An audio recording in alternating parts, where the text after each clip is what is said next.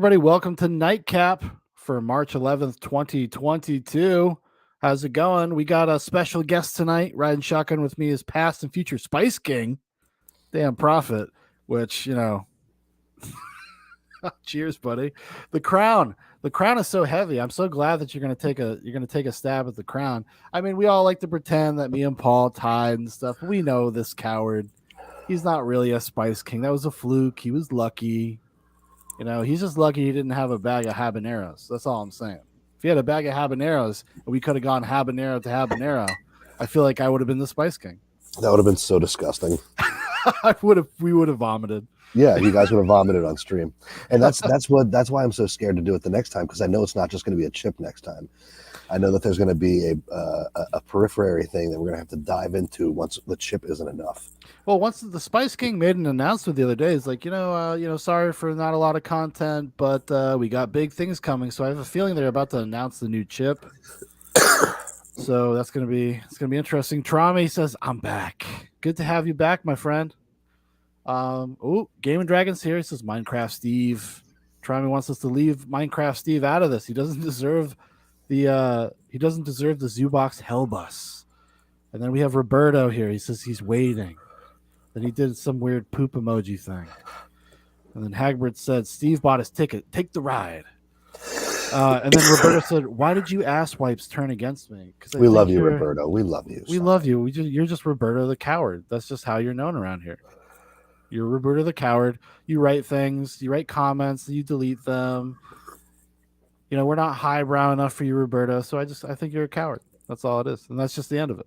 Debate me, bro. Debate me about climate change, bro. That's the last I'm going to talk about it tonight. All right, so tonight we're going to do something a little different than we've done in the past. We're just going to have some fun and hang out. We're going to be watching through the Backrooms. We're going to be watching through Kane Pixel's the Backrooms, which is kind of this new augmented reality series that's out there. Now, the Backrooms as a concept has been around for a while. I think going back to like 2019, maybe. Yeah. It's one of those things that came from a message board, like something weird or something awful, I think, or a 4chan message board, maybe. Same place like Slender Man came from. A lot of other things like that people kind of did in similar fashion to Kane Pixels, where they took the seed of it from there, and then they kind of just went forward with it. Like they did their own thing with it. The point of comparison I have is Marble Hornets, which was like the most popular of the Slender Man series. That was it was like a YouTube series that these high school and then college kids spent like 4 years doing, which was kind of the premier creepypasta thing for a while. But I think this might take the crown. Now, I haven't watched too much of it. Dan is here as kind of my spirit guide, because I actually haven't watched very much of it. So yeah, any of it. I'm the naked Indian leading you through the desert in Wayne's World 2. I got into this a few months ago because, as usual, same way I got into Durian Rider, I'm always on a content chase. I'm always chasing new content. I work a lot. I always want something in my earbud. And this one struck me because just the little thumbnail for the Kane Pixel thing was really creepy. Like the little weird scribbly man in the yellow room. I was like, what? It just catches your eye. Like, what the fuck is that? And so I, like the plebe that I am, sorry 4chan or Reddit or wherever the fuck this came from, I got into it through the Kane Pixels thing back in November when it was either October or November when the big one came out. Yeah, it actually was the first one. It was the one that was like found footage. Yeah, the found footage one. Which we're not watching it. We're not watching it in release order. We're watching it in, I think, chronological order, and then we have some other things mixed in there. Some explainers that we're going to break it up. Is what I found with the Backrooms beyond the Kane Pixels thing is that there's this huge. There are like 3 wikis that are just Backrooms lore. And so much of it is so silly and cheesy and convoluted and very clearly like Zoomer kids creeping each other out with like horror video game shit. Yeah. And what Kane Pixels did was synthesize it into something that was like very succinct and in this package that you can very easily digest. And so the original Backrooms people are like kind of they ticked at they take issue. Yeah. At Kane Pixels for sort of making his own reality out of it. And what's cool now is that Kane Pixels, if you go on and Google Backrooms now or look through YouTube's Backrooms, there's 1 million people imitating Kane Pixels right now. Oh yeah. Yeah, any kid that's got what is it, that Blender Adobe thing is making backroom stuff. And so, you know, I'm not going to bring any of that. I didn't put any of that into the dossier, I don't think. Okay.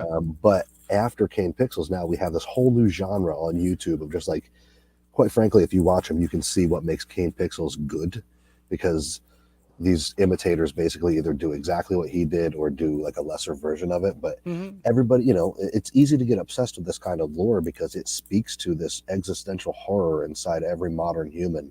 You know, we could each be the last man on earth or the last woman on earth standing in a liminal space. Like, what if the whole world becomes a liminal space? Well, that's becoming a real topic of conversation amongst, you know, big brain people, is liminal spaces. This idea of like, we have such finite resources, we have finite space on the planet. There's only a matter of time before those things run out if we keep with our exponential growth and expansion. So people are starting to more seriously, quote unquote, talk about like these kind of, I guess for lack of a better way to put it, what, like parallel alternate dimension string theory type shit. I mean, that's kind of what's like been the stuff lately. Just to catch up with the chat, Roberto's having a good laugh. He says, I like you both. I like your content. Well, we like you too, Roberto. We just like giving you shit. Trami, what's up? Hey. Hagbard says he kind of said what you had said. This is all done in Blender. What is Blender? I don't even know what the fuck Blender is. I don't know. It's an app that you do 3D animation. That's the thing with the Kane Pixels thing, is that I didn't realize it was 3D animation at first, and I thought that he had built all these sets. And it was so creepy to me because the Backrooms imagery in the first Kane Pixels movie is so similar to what the world inside my dreams would be like when I was a child, and I used to have extremely vivid dreams. Yeah. Where I would be in spaces that were familiar and big, like either the church hallway or the hallway at school or the cafeteria at school. And like the hallways jutting into that hallway would be dark and have like the lights off, and there'd be like nobody there. It'd be just me in the building, extremely quiet. All you hear is the hum of the electric lights. And so I felt like when I watched the Backrooms, I had already been in this space in my own dreams. And so it really creeped me out. And so as you mentioned, we're going to watch it in a little unorthodox order tonight.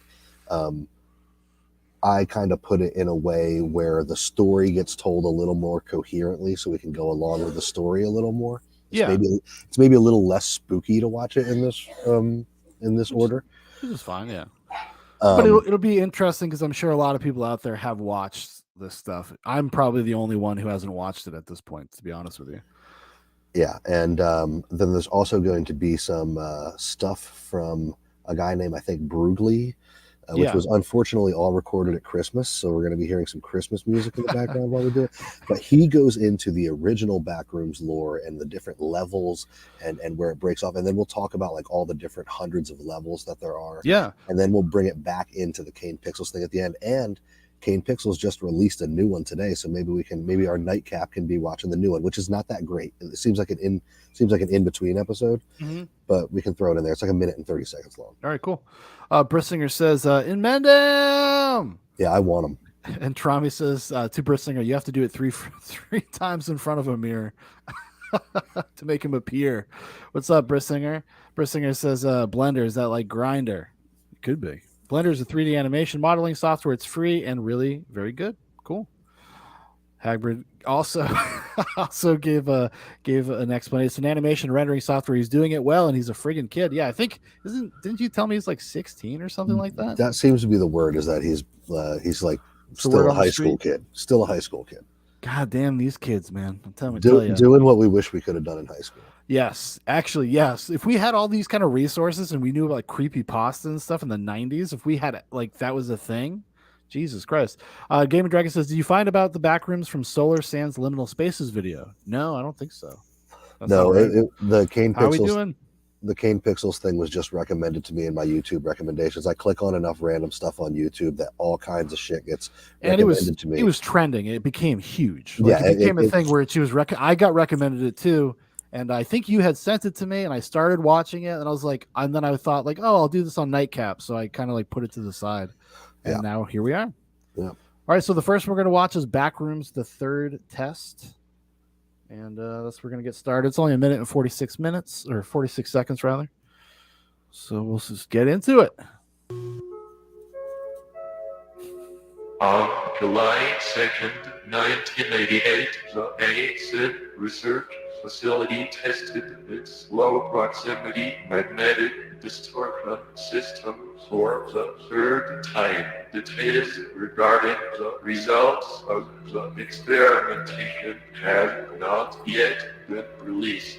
During a press conference held in April of 1988, Ivan Beck, vice director of the ASID Foundation, described the intention of these tests, stating this program is granted. Now, if you look at something like this, like these little things, we think this is like a set.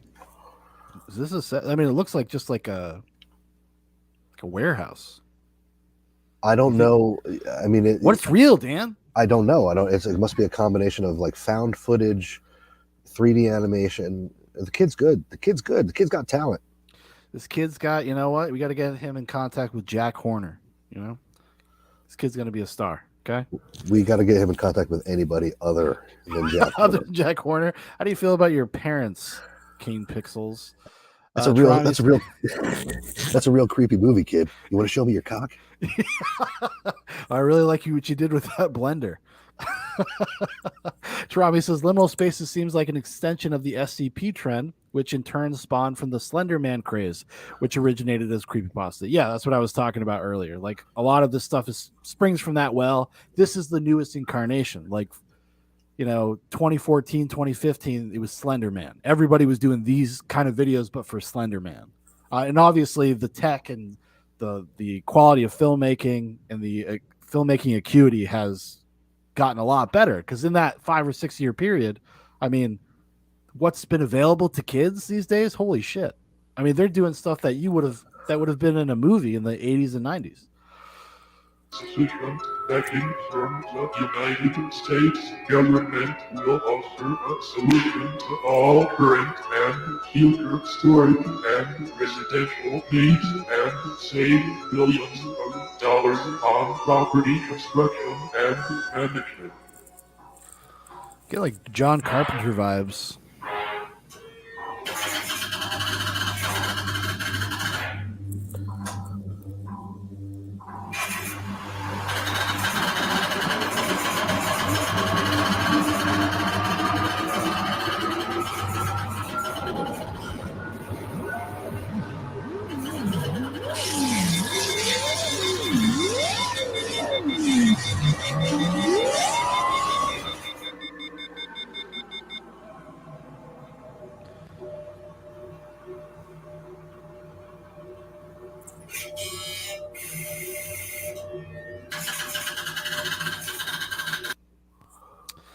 Well, so I think what makes it so convincing is that rad. He uses the VHS effect. Yes. So you can probably have like really, I wouldn't say shoddy, but like not convincing 3D animation, and then once you put all those filters, you put the filters on it, it totally, totally, it makes it work. Yeah, you can sell it. All the blurring and the filtering and all that stuff. I'm gonna send one more to the dossier, by the way. Okay. I'll let you know. I'm guiding you. I'm your Sherpa. Yeah, just let me know when in the rotation it's supposed to be played. Yep. Because I added one that you didn't have. That was it's in the description of this video. The Backrooms found footage. There's like an unlisted video that you actually have to go to the description and click it. I was too grug to find that. I've been looking for that, Shaun. You're gonna Sherpa me. Oh shit! I've become the master already. All right, let's check. Well, let's get it started. There's a lot of downtime, so we can just talk while it's playing.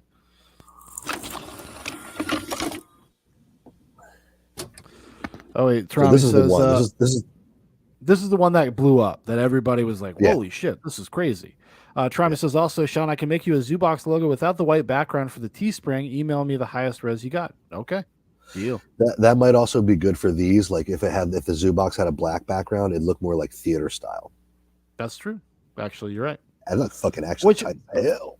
I could do that too. I could do that. I should just do it. Sound, camera, rolling. All right, and action.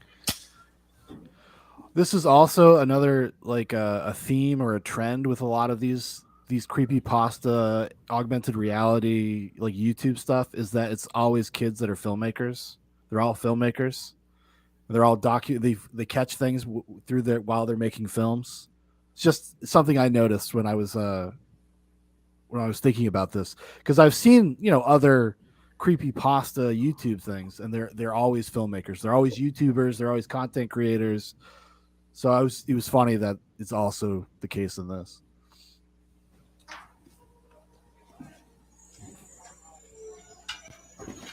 All right, cut. That was good. That was good, guys. All right, that was good. I'm thinking we get a wide angle, and then we're done. There he is. Yeah, cool. Like how much further? Like Is that really him? I don't know if it's actually him. Yeah. It's either him or he got his most attractive friend to do it. Samuel, you're the most beautiful. Will you please come on? Please be in front of the camera for the close up. One human that gets a close up, you gotta get your pretty boyfriend in there.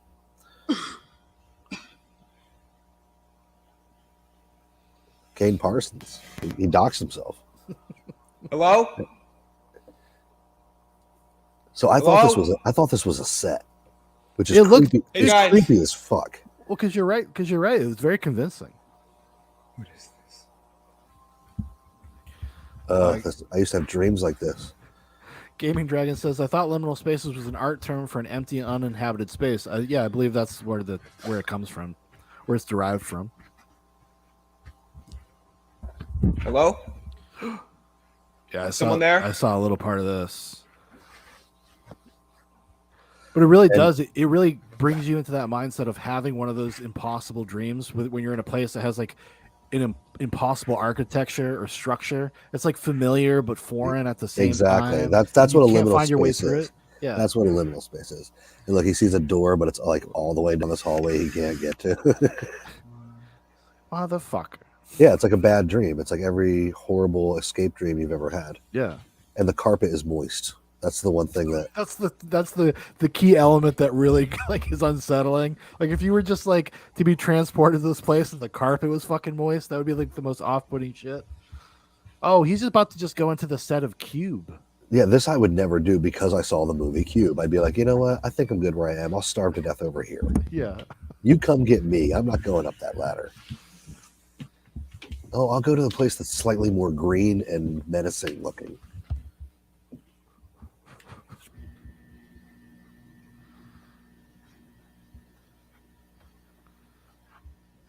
Like even just watching it together and talking is like giving me anxiety a little bit.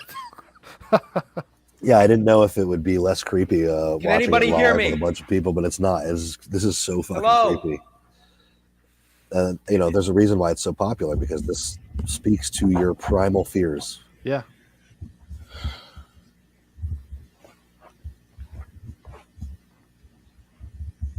I'd rather be eating a hot chip right now, to be perfectly honest. What if you had to watch this and do the Packy One Chip Challenge 2022? I think my Backrooms style. adrenaline would make my brain explode.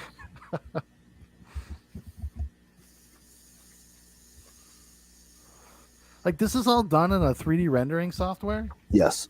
That's fucking crazy. Wait till you see what he does in the I'm in the such an next old ones. man. I'm such a I know. boomer. I'm like, oh my god. Yeah, we think it's still Toy Story. Toy Story was 35 years ago. You know what I mean? Like, Yeah, I know. it's at this point I begin to get ready for combat. Like, I'm ready now. I'm ready to kill everything that comes up behind me. Oh. I'd attack that. I'd fucking attack that thing straight up,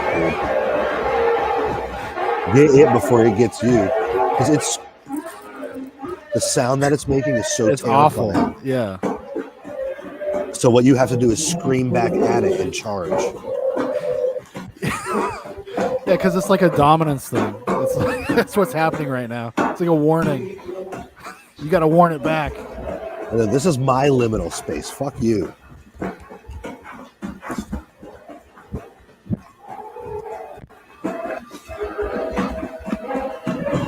Oh, I hate this part. God, I hate this part.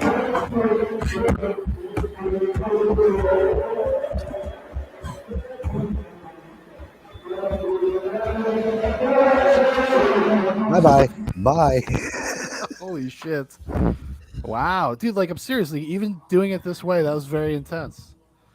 Trami says, you'll hardly be shocked that there's been about 1 billion indie horror games that rip off this video. Oh, I'm sure.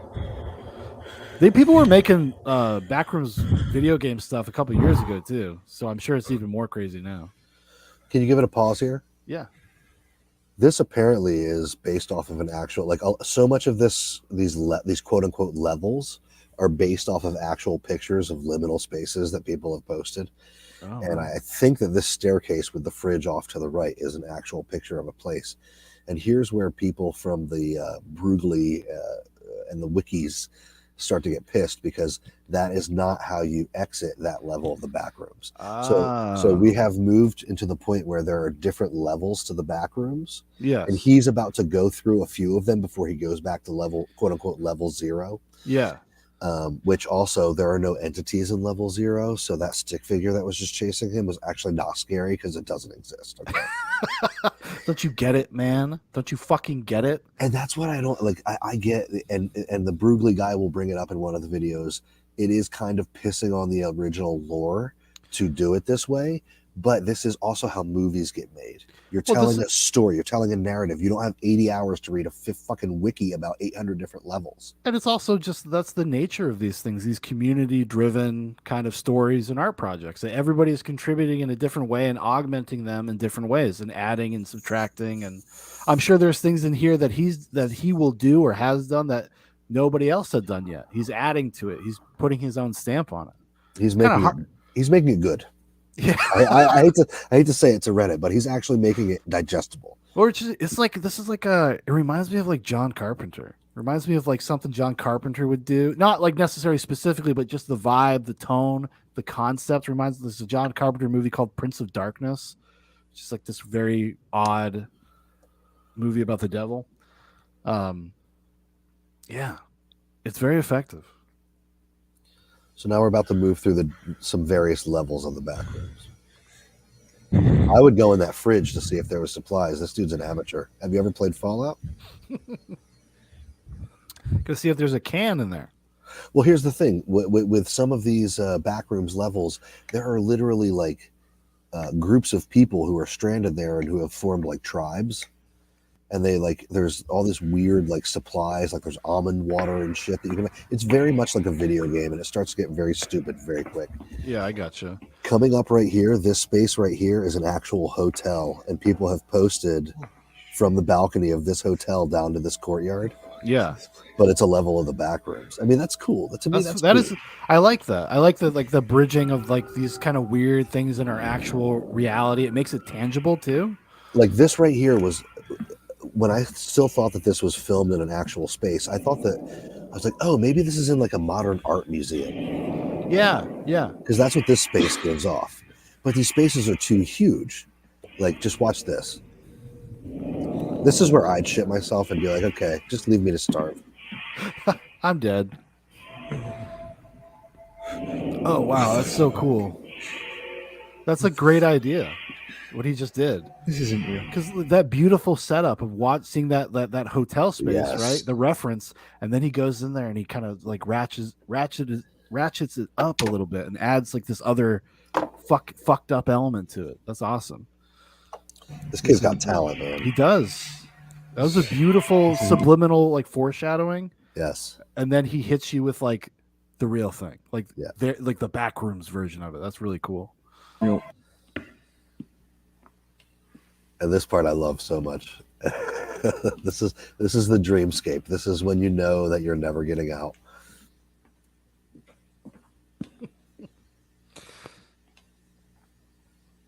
He's supposed to go to level 7 right now, though. I wish it was just all Counter-Strike noises.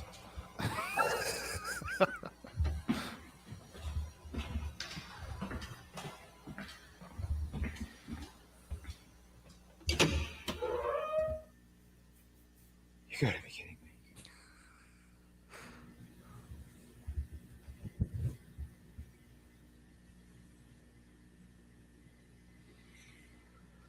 God, Shaun, if I get trapped down there, I hope I get trapped down there with you. I hope we're there together. Me too. Yeah, we can die together. Yeah, we can make commentary on shit while we die. Well, the thing is that like time actually doesn't exist down here, so you don't actually die of starvation or anything. That's true. It'd just be until you're hunted down, I guess. And well, some of these entities will turn you into them, so you become them. Ah, that makes sense. I get that.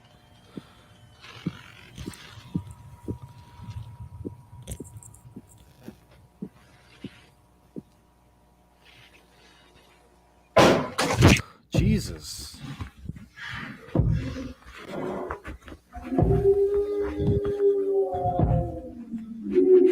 No. So many of my dreams as a child. My dreams as an adult.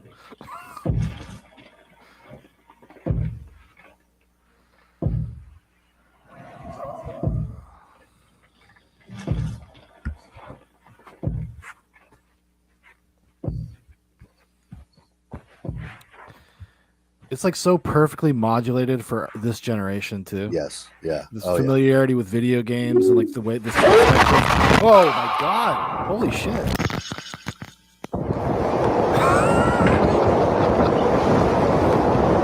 Annihilated.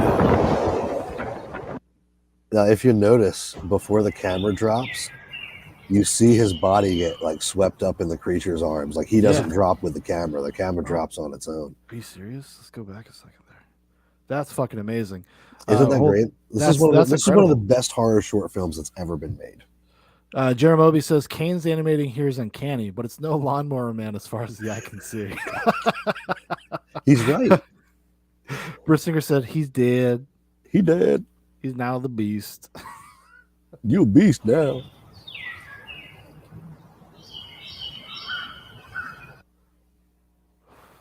All right. Well, before we go on, I just want to see that moment again.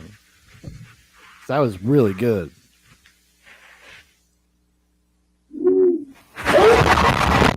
Holy shit, dude. Whoa. I knew it was coming. I was looking for it, and it still got me. I still felt that little like, I'm so glad. rush. I'm so glad you feel it. Yeah, dude, how can you not? Like and part of it's the soundscape. Like the soundscape yeah. Fucking good. The sound design of shit is always underrated. And the sounds that the creatures make in this movie, that little purr or chirp that the creature did when it sounds like my cat. Like when she's hunting something, she makes It's probably some familiar sounds like the Foley work. I'm sure there's probably a lot of stuff that he bought off like to utilize for a video. Jeremobi says, shit, that got me even knowing it's coming. I know. It's impressive, dude. It's fucking impressive. Kane Pixels, everybody's out there sucking your dick right now, but you deserve it. You're doing some great work. He really does, though. I mean, this is wow. I feel like a piece of shit. Yeah, what am I doing with my life? You feel like a piece of shit, but you also want more. Okay, so this is the video that was in the description. Okay, this is new for me. Of the last video. I need you to hold my hand. Because I think, a few of these, and it's pretty common with games like this, they'll have because it is kind of a game, it's a hunt, a community thing for everybody to try to find all the clues and piece everything together. And oftentimes people they'll bury it in like the comments, or they'll bury it in the description, or leave it in weird places on Reddit or whatever. So this is pretty cool. Although it seems like Kane wants you to understand it. He wants you to appreciate it for what he's done, because he created his own playlist that is in chronological order, not release order. So even he's just like, no, I want you to know. I want you to figure it out, kind of. He's like, I know what I'm doing is pretty cool. Watch the movie version.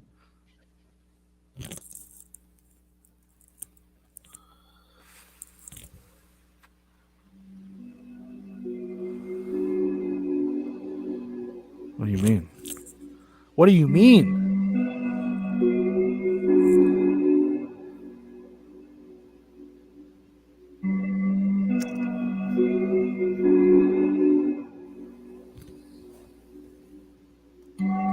Some dark web shit. Love a good tar file.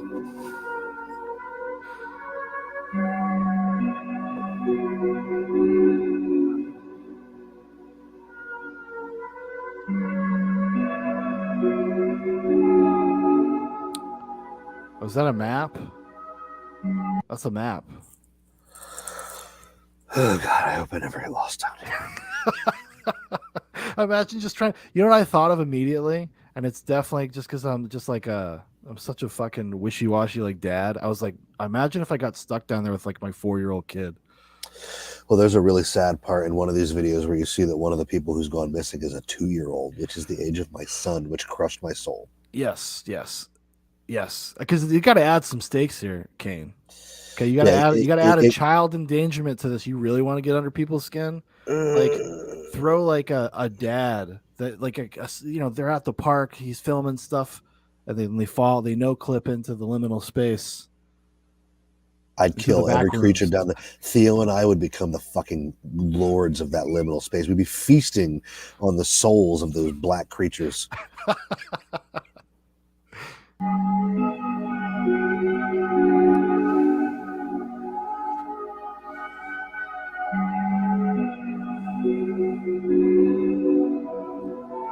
What's that?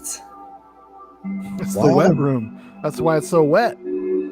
Well, what you'll find is the substance that is making the carpets wet is not water. It's some like unknown substance that you shouldn't drink. Yeah, it's like existential coom. Basically, yeah. Coom juice. You know, I have seen this. I've seen this couched in some other thing. Probably in like an explainer video or something. Yeah. Well, you see here, this is my fucking didgeridoo. And you press this. I think that's Ted Kaczynski. That's Ted Kaczynski.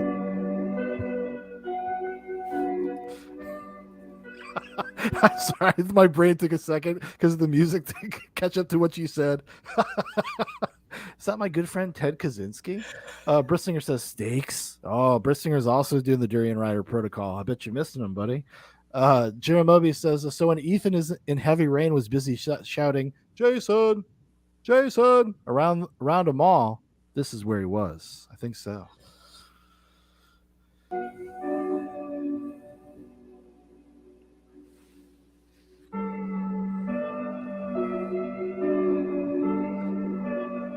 I love shit like this. I really do.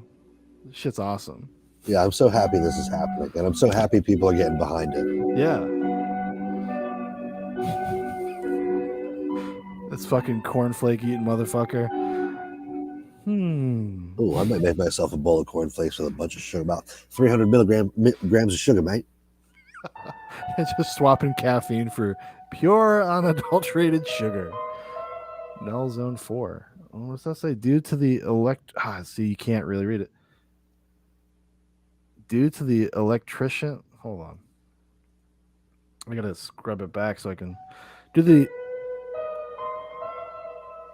electronic discrepancy between panels. Something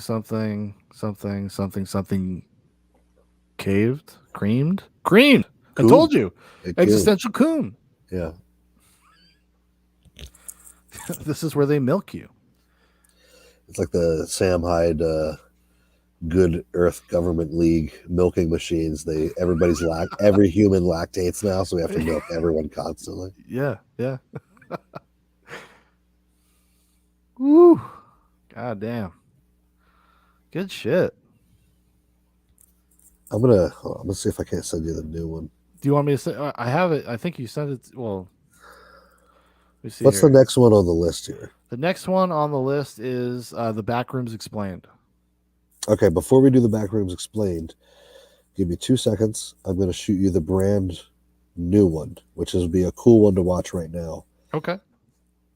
Because it doesn't give away too much. I'm shooting it to you in that place right now. in our liminal space. Yes. We got liminal spaces too, guys. It's called. This is the brand new one that dropped today as I was driving home, and I watched it when I got home. It's not that great, but it's a good one. It's a good one to watch here in this space. Okay. Motion detected. There we go. All right, let's do it.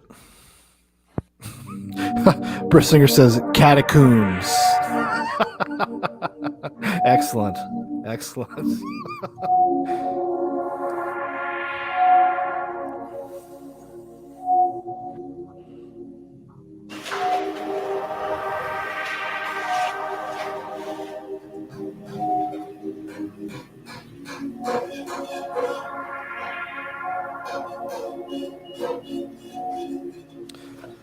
See what I originally thought. I thought that this was like he had partial sets and then he did CGI extensions. Like that's what I had assumed. And Yeah, and he was just swapping things around and you couldn't see where the cuts were. But I mean, now that you kind of know what you're looking at, you can kind of see that Yeah. it's like a virtual recreation, but it's still. I mean, that very I think impressive. that filter is doing a lot of heavy lifting, but it still is pretty effective.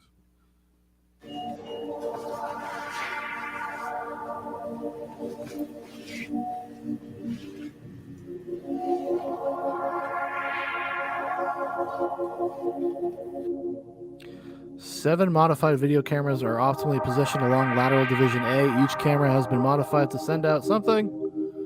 An alert to a loud sound or something moving. It's proximity cameras.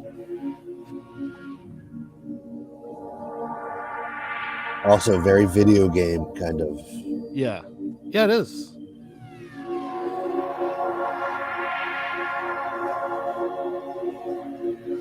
Like, I would never know this was an animation. The filter is too good. The only thing that like gives it away is actually like the camera gave it away, not the stand, but the camera would Right, give the it away a camera. little Yeah, bit. yeah. And then when you start looking at the the case. practical material objects, that's where they stick out just a little bit. Yeah. Because we're all familiar with the textures of those things in a more like kind of concrete way, so it's just your eye catches it, easier. Right.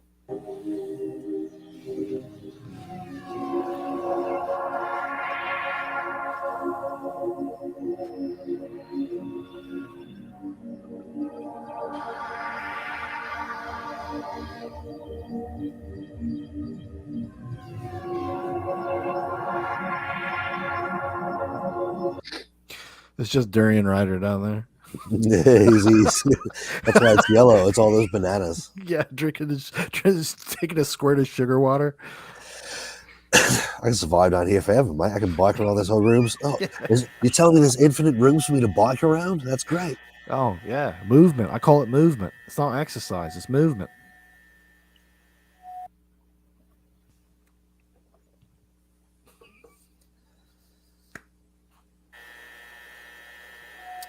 You know what would be hilarious though? If Diane got trapped down there and all the monsters were just so annoyed they just left her alone. So she just naturally becomes one of the creatures down there. Yes. She's already one of the creatures down there. Yeah. She starts making videos down there. Can you believe this note that this other person left for me? How presumptuous that I would want to actually survive.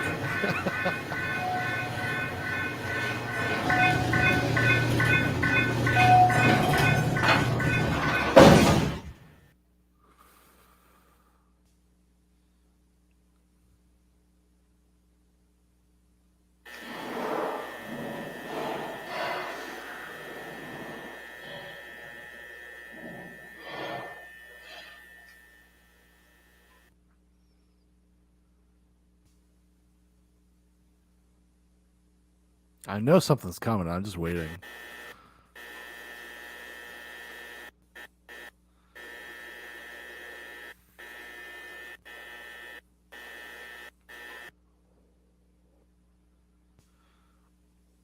It's like this whole thing's like that moment in the M. Night Shyamalan Signs when the alien walks across the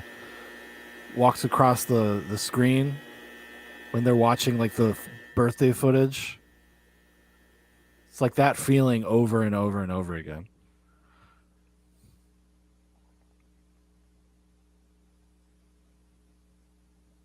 Ugh. Enhance.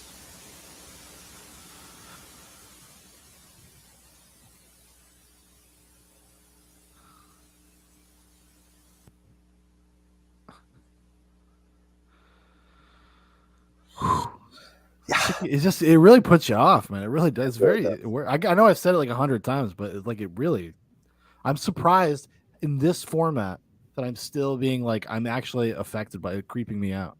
I love it. Brissinger says, this is MEZ.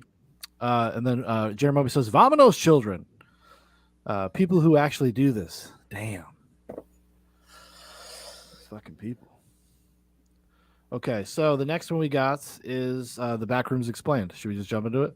Yeah, now this video is the first one that I watched after the found footage video because I wanted to know what the fuck the Backrooms was. And this came out in October 19th, 2020. So this predates all this stuff. And this is a great video because it's another video, like it's super silly and it has like silly animations, but its inherent description of the Backrooms is incredibly creepy. And so this is what hooked me into the Backrooms. I was like, if this shit can be creepy with a little like PowerPoint presentation about what, then I need to know more. And that's when I ended up getting into the lore, and then we'll get into the Brugly videos. But this was the video that actually sold me on the Backrooms. After I saw the found footage video, because I was like, what the fuck was this? Yeah. Like, what the fuck am I looking at? What's behind this? When I saw this video, I was like, okay, now I need to look a lot deeper. It's an ordinary Tuesday afternoon at an ordinary office building. Grace, an intern, gets on the elevator in the garage. She's bound for the CEO's office on the 10th floor. Just as the doors close, Rob, a junior sales agent, hops in. Previously, Grace had been a victim of one of Rob's little pranks, pressing all the buttons right before he gets off on the first floor. This made the elevator stop on every floor and caused Grace to be lectured for returning from break a few minutes late. Today, she's ready. First floor, the elevator doors open. Rob steps out and turns back to run his hand down the button panel. In a move worthy of a ninja, Grace maneuvers around him and lightly shoves his shoulder. Surprised, Rob stumbles back into the elevator. Grace tosses him a smug grin as the doors close. Too much backstory. She has to wait for another elevator, but it's worth it. What's that? So this is too much backstory for this, but like it spends way too much time in this elevator. But we'll give it a go. Annoyed, Rob repeatedly mashes the door open button, and the lights in the elevator flicker. Well, I'm assuming it's recapping like some of the stories, like the original stories, like of the Backrooms. This would have been something, because if you're writing like a short horror story, right, and you have like the long build up to whatever happens to Rob, Rob's gonna get it. Okay, he's gonna get his comeuppance. It pauses for almost an imperceptible second before it continues to rise. Rob doesn't know it yet, but he's just no-clipped out of reality. The elevator beeps for the second floor. The doors open. Rob leaps out. He looks around in sudden confusion. On either side of him are long hallways. In front of him is a large empty office space. He can't remember what color the walls in his office are, but he's sure that they weren't a dingy sunshine yellow. He turns around to go back into the elevator, but the wall behind him is solid. No elevator. Disbelieving, Rob feels the wall. It's cold, almost damp, but smooth with no cracks. Rob doesn't know how they did it, but he's sure it's a joke. He turns back to the empty office and walks forward. "You got me, guys," he says, fully expecting a bunch of coworkers to pop out with their cell phones, recording their amazing prank. His voice echoes slightly in the vastness of the empty space. There's no answer. Hagbard says Rob deserves to be lunch for the beast because he was a patriarchal bastard. This guy does not respect women, okay? The room is still, except for the loud hum of the fluorescent lights. It smells quite unpleasantly of old paper, stale coffee, and mildew. The annoying buzz from the lights is making Rob's head throb. If it keeps up, he'll have a migraine. He takes out his cell phone. His fingers are slippery with perspiration as he texts. The message icon just spins. It can't send his message. Rob tries calling, but the line is dead. His phone doesn't have any bars. He walks all over the office space, holding his phone up, trying to see if he can get better reception. Squish. His expensive leather loafer sinks into the soggy tan carpet in the right corner of the room. In fact, a patch of carpet so wet, tiny toadstools are sprouting. A sudden odd grunting, growling noise makes Rob spin around. A chill skitters down his spine. Across the room is something. It looks like a human crawling on its hands and feet, but the elbow and knee joints are bent the other way. Its face is surrounded by shaggy, matted dark hair. The creature tilts its head up and sniffs the air before making a grunting growl again. At first, Rob is frozen, but he gets a hold of himself. It's the Blair Witch. Hugging the wall at his back, he begins to sidestep toward the entrance in the next room. The creature hangs back. It seems to be intimidated by the eye contact. Its cold black eyes stare back at Rob. It has a weird, aggressive smile on its face, but it's not coming closer. Rob's almost to the entrance when disaster strikes. Rob's like, bitch, get in this elevator. I'm going to fuck with you. This is what I do. Don't put you in the wrong. I'm going to make you late for lunch. Mildew smell wafting from the carpet makes him sneeze. He breaks eye contact. The creature growls and charges toward him. It is a strange, quick gait. Rob turns and runs. The next room is the same, overly cheerful yet dingy yellow walls, moist tan carpet, and buzzy, glaring fluorescent lights. Rob dashes across the room. The creature's gaining on him. The room ends in a T-shaped hallway. Rob zags right. He slips, barely managing to stay on his feet. His loafers weren't made for running on moist carpet.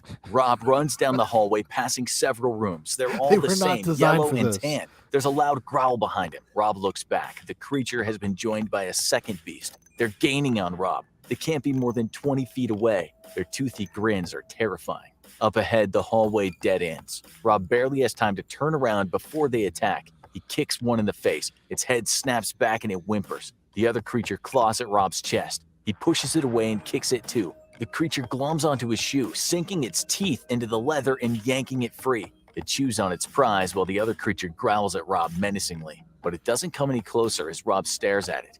Without breaking eye contact, Rob reaches down, takes off his other shoe, and tosses it. The creature springs after it. Rob manages to sidle past the first creature who's engrossed in ripping apart Rob's hand-stitched loafer. He ducks into a room. Once out of the sight of the creatures, he runs on socked feet through the room, and then another and another. Several rooms later, Rob collapses in a heap on the floor. His heart's galloping a mile a minute. What were those things? Where is he? The room he's in is the same as all the others except for one difference. In a corner is a 5-drawer file cabinet. Once Rob catches his breath, he wanders over and tries opening each of the drawers. Sadly, they're all locked. Rob walks into another room. He feels gross. He has wet patches on his slacks. Feels disgusting. Hagbert says, what kind of footwear is appropriate for moist carpet sprinting? Cleats. Cleats or Crocs. You know, people have laughed about Crocs for a long time, you know? And, well, they were just getting you ready for the Backrooms. Who's laughing now? So always be wearing cleats at all times in case you no clip. In case you get no clip, yeah. From where he sat down, his socks are clammy. His cell phone is missing. He lost it while escaping the creatures. He doesn't know what to do, so he keeps walking. He goes into the next room, and the next. It's a veritable maze of yellow offices with tan carpets. Suddenly, he hears something. The sound is faint, but somehow familiar. Rob strains to hear, but the sound stops. He walks in the direction he thinks the sound's coming from. 2 rooms later, he hears it again. It's a telephone. It's ringing. The ringing is echoing. The ringing phone means communication. It means other people. Perhaps it even means a way out of here, wherever this place is. But first, Rob has to find the phone. Rob takes off his socks. He'd rather walk barefoot on the gross carpet. Moist socks freak him out. He also takes off his belt. He wants to be prepared in case those horrible creatures show up again. The next room, of course, is the same as all the others, but it has a lone desk. See, imagine that, though, like this walking around on this moist carpet. At some point, like your feet are going to get all pruny. It's going to start hurting at some point. It's going to be very uncomfortable. If anybody that grew up in New England knows, like, you know, when your socks get wet in your boots, when you're out in the wintertime, fucking not good. Not cool, man. Bristinger says, going for the feet. Classic. Jeremy Bobby says, moist socks, the real horror. The desk drawers are not locked. One has paper clips, several ballpoint pens, and a highlighter. Rob tries writing on the wall, but the chartreuse highlighter can't be seen against the yellow. The other drawer is empty except for a crumpled half-full bag of stale tortilla chips. Rob suddenly realizes that he's not hungry or tired. In fact, he's lost all sense of time. He looks at his watch. It stopped. How long ago, it's hard to say. Rob walks on. Sometimes the rooms have an item or two, but most times they don't. As he walks, he has conversations in his head with his coworkers, the kind of chat one has when they find themselves in the break room waiting for their coffee to brew. How about those Dodgers last night? You're going to surprise the wife with a 20th anniversary trip to Tahiti? That sounds amazing. Sucks that little Caitlin needs. I'm glad Rob's down here. He's the most boring asshole in the world. This is his fantasy conversation. Right. Yeah. He deserves the Backrooms and nothing less. All I can think of is like John McClane from Die Hard in here. Just running around in bare feet. He'd own it. He'd be fine. He'd be fine. He'd be right at home. Braces. Our dental plan isn't that great. Rob also talks to Grace in his head. Sorry about the elevator. I'm just blowing off some steam.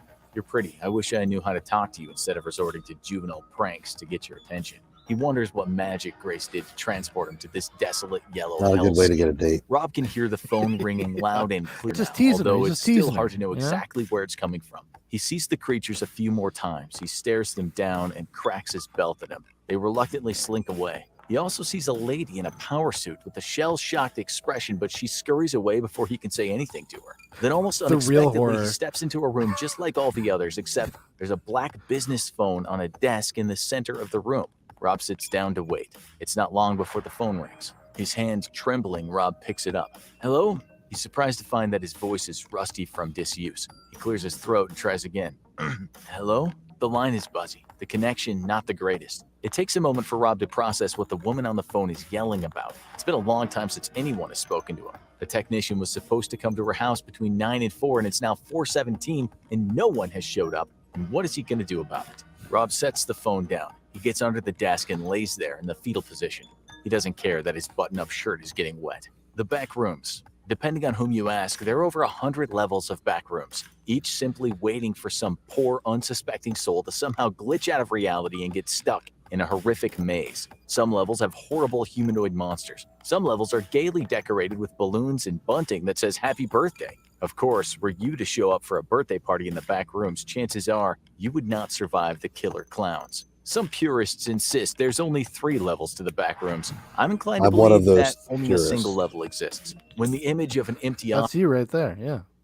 Yeah. Yeah.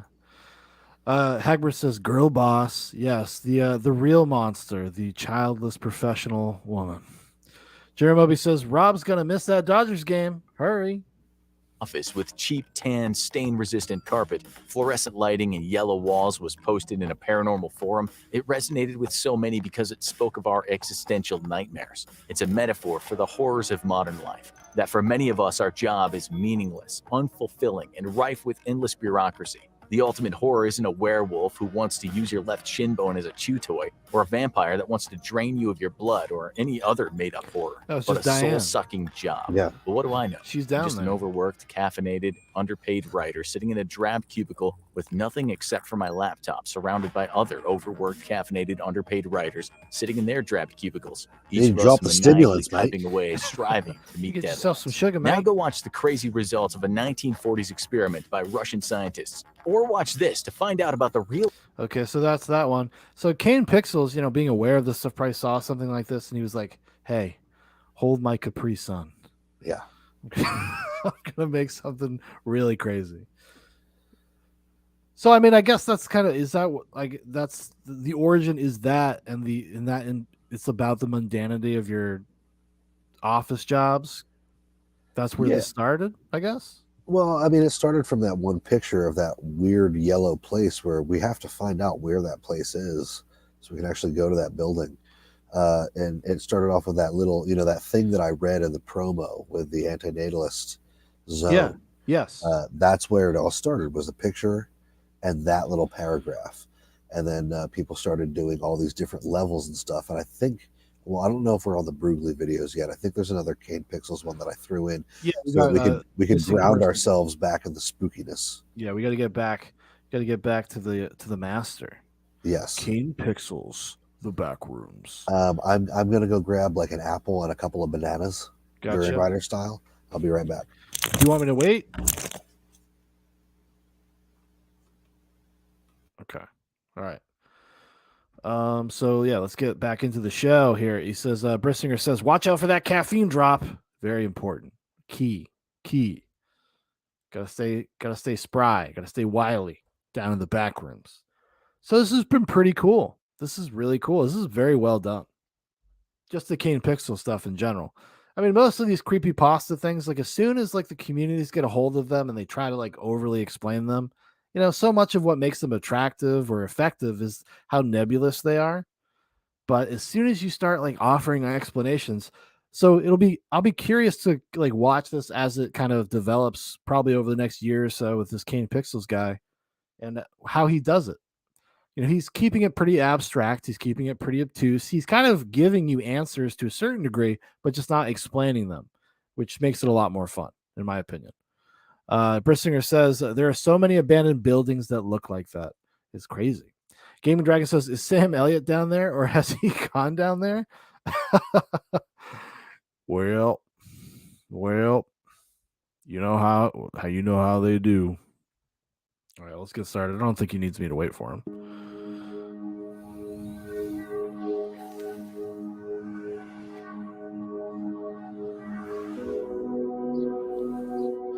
"28 years old, last seen."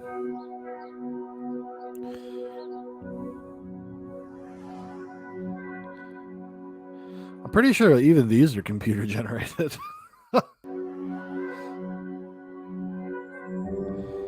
It also reminds me a little bit of the Stanley Parable. Seems like that's also a jumping off point, at least for maybe for this concept in general, if people are familiar with the Stanley Parable. 2 years old. God damn. Infinite sadness.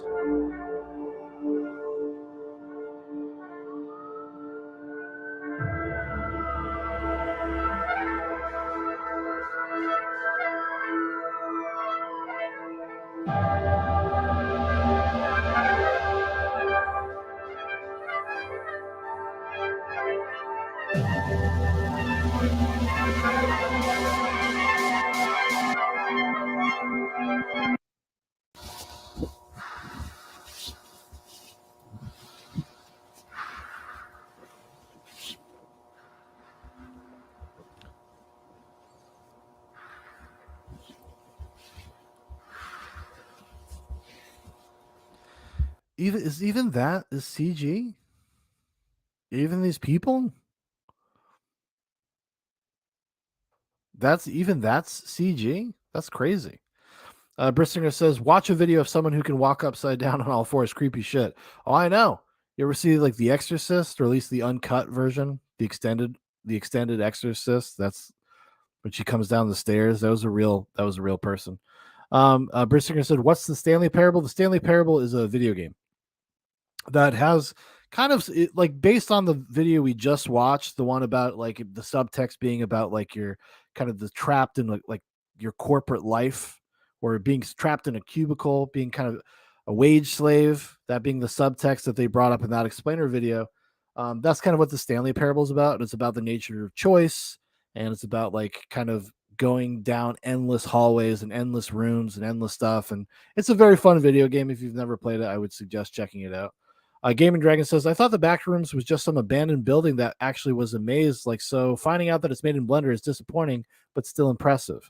Yeah, I can understand that, right? Because you're just like, whoa, this is like so impressive that somebody did that.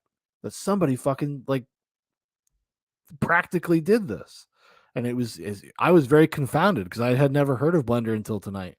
But like you said, it's still like super impressive, that because of how effective it is and how much it actually tricks you. Like, you actually buy into it when you first see that, when you see that found footage one, that first one. It's pretty wild. Hybrid says that crab walk scene was lost in all but a still picture for decades. Is that really true? Before the extended edition of The Exorcist came out? Well, that's crazy. So even these people, even these are CG renders? Wow. Because you think like that would give it away.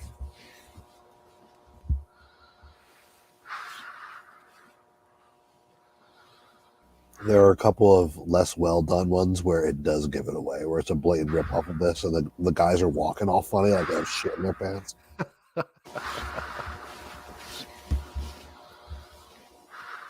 Like, that does not look like a CG like animated person walking.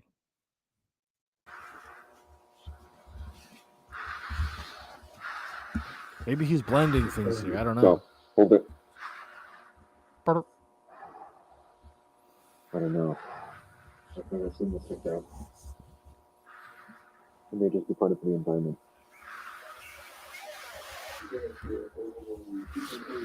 But it makes no sense. Why would they do it again completely?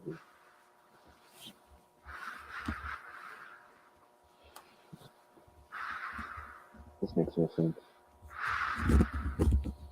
This wasn't in the last report. No, this is definitely new.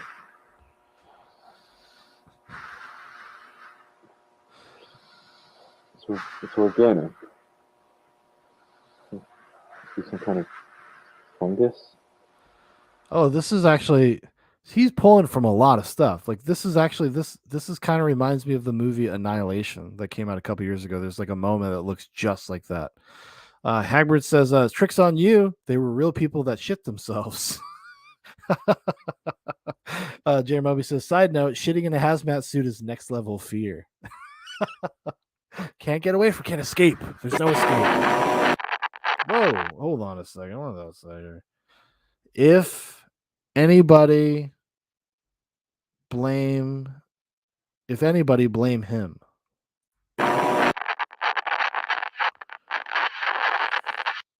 Okay. Oh boy, that shit is disturbing. Yeah, so I think this is where we take it down a couple of notches and go into the fucking Brugly videos, right? Yeah, this is Backrooms Level 1 Explained. This is a nice little 5-minute explainer. And I think this is, but this is in reference to the actual creepypasta, right? This is not in reference to, Yeah. So the These yellow hallways is level 0. yeah. And then the next level you go to is level 1. And I want to watch a couple of these different level videos so you can get an idea of how quickly things get out of hand once you get past the initial creepypasta. Okay. And then before we're done with these, we'll watch the new Brugly video where he himself reacts to the Kane Pixels thing. He has Oh, that would be cool. Yeah. some things to say that I take umbrage with. Bursinger says shoe missing. And welcome to the second day of Brugmas. If you're new here, Brugmas is where I upload every single day from December the 12th until Christmas Day, and then my schedule goes back to every other day posting after that. And the theme of this Brugmas is, of course, the first 13 levels of the Backrooms. Yesterday's video was on level 0, so that means today's video will be all about level 1. Hopefully you all enjoy. Thank you for watching, and let's get into it. Level 1 of the Backrooms is considered a Class 1 area because of these reasons that I always say, so I'm just going to show you. The level looks like a huge warehouse that has concrete floors and walls, and there's even like exposed rebar everywhere. Additionally, there's some fog that hangs really low to the ground on this level, and it comes from an unknown source. Nice. So the fog causes condensation to happen, which makes these puddles form on the ground. So unlike level 0, this level has a constant supply of water that you can actually drink, and electricity that doesn't make a humming noise. This makes level 1 a welcome sight for weary travelers. This level can get really expansive though. It's got staircases and elevators and secluded rooms and winding hallways all throughout, so try your best not to get lost. This level produces random crates with supplies that seem to appear and disappear at random. These crates can contain food and almond water, and sometimes they even have batteries, tarps, clothes, medical equipment, and weaponry. Nice. But sometimes the boxes have really dumb stuff, like random car parts or boxes of crayons, or even live mice. What? Some crates also have... It's like a Ready Player One, a little bit. So, do you know like the history behind like who the fuck decided these things? I mean, I assume it was like a community, but like who built it out? Like, how do they have like an understanding and awareness that, and they've been able to keep it like consistent like that? Game Dragon says, so it's like an augmented reality kind of game. Yeah, I think so. I think that's how it started, but I think Kane Pixels is also kind of doing an augmented reality game, his own version of it, in a certain way. You're muted, Dan. The answer to your question is that there are 3 wikis, Backrooms wikis. Yeah. Where who the fuck knows what Reddit nerds are in charge of them that are like deciding all the different rules for all these different levels and who's submitting them, and they start going into like these Brugly videos, starts talking about like, you know, fan Backrooms levels. It's like, well, who's the fans and who's the people who are actually writing the Backrooms? Yeah. It's all fucking made up. Loose change or human hair. So that's nice, I guess. These crates should be approached with caution since what's inside of them is random, but you definitely should approach them just in case there's good stuff, obviously. A weird quirk about this level is that there are strange, crude drawings and paintings of an unknown origin that appear on the walls and floors of the level. They sometimes change how they look, and they sometimes also disappear when you're not looking at them. Just like level 0, sometimes level 1 can experience light flickering. When this happens, supplies often vanish when the lights flash off, and entities also spawn then. These creatures tend to avoid areas with lights, so just hang around a bright spot, and you should be good. Also, since the objects disappear randomly, it's been found that if you actually hold onto the objects, then they don't disappear. They seem to only disappear when they're just laying by themselves. An area called the Hub is also located on level 1. It's a long tunnel that has doors to different levels on it. And so these photos, the reference photos, I assume are real places. Right? Yeah. They must be. I think so. And that's how they're like kind of building out the concepts and building out the levels, is like just like we saw with that hotel from the found footage episode of the Kane Pixels thing. Right. Yeah. Most of the time, there are wanderers here, and it's actually a pretty popular area. Level 1 is home to the first main Meg base, which, if you remember from my Level 0 explained video, used to be in the archived version of Level 0, but it got moved to Level 1. I think it's for the better. The base is named Base Alpha, and it houses about half of all of the Meg teams. They also take wanderers in as well. The base is located near an entrance I have to to mention this, the whole Meg thing. I forget what it stands for. There are all these like tribes and like groups that are down in the back rooms. And here's where it starts to lose all of its magic for me. Well, because they start explaining it. Yeah, you start explaining it, and then there's like groups of people. So it's like, it's not that bad. Like, yes, it will be terrible to be ripped away from your family, but if there are like groups of people down there who are surviving, like it's not going to be that bad. It reminds me of like that. I don't know if you ever watched it, that show Lost. And like the first 2 seasons are like really great because everything's so like obtuse and everything's a mystery. And as soon as they start like offering answers, like it just becomes dumb. And you're just like, and you kind of loses you a little bit because the answer will never be satisfying for stuff like this. It'll never be satisfying.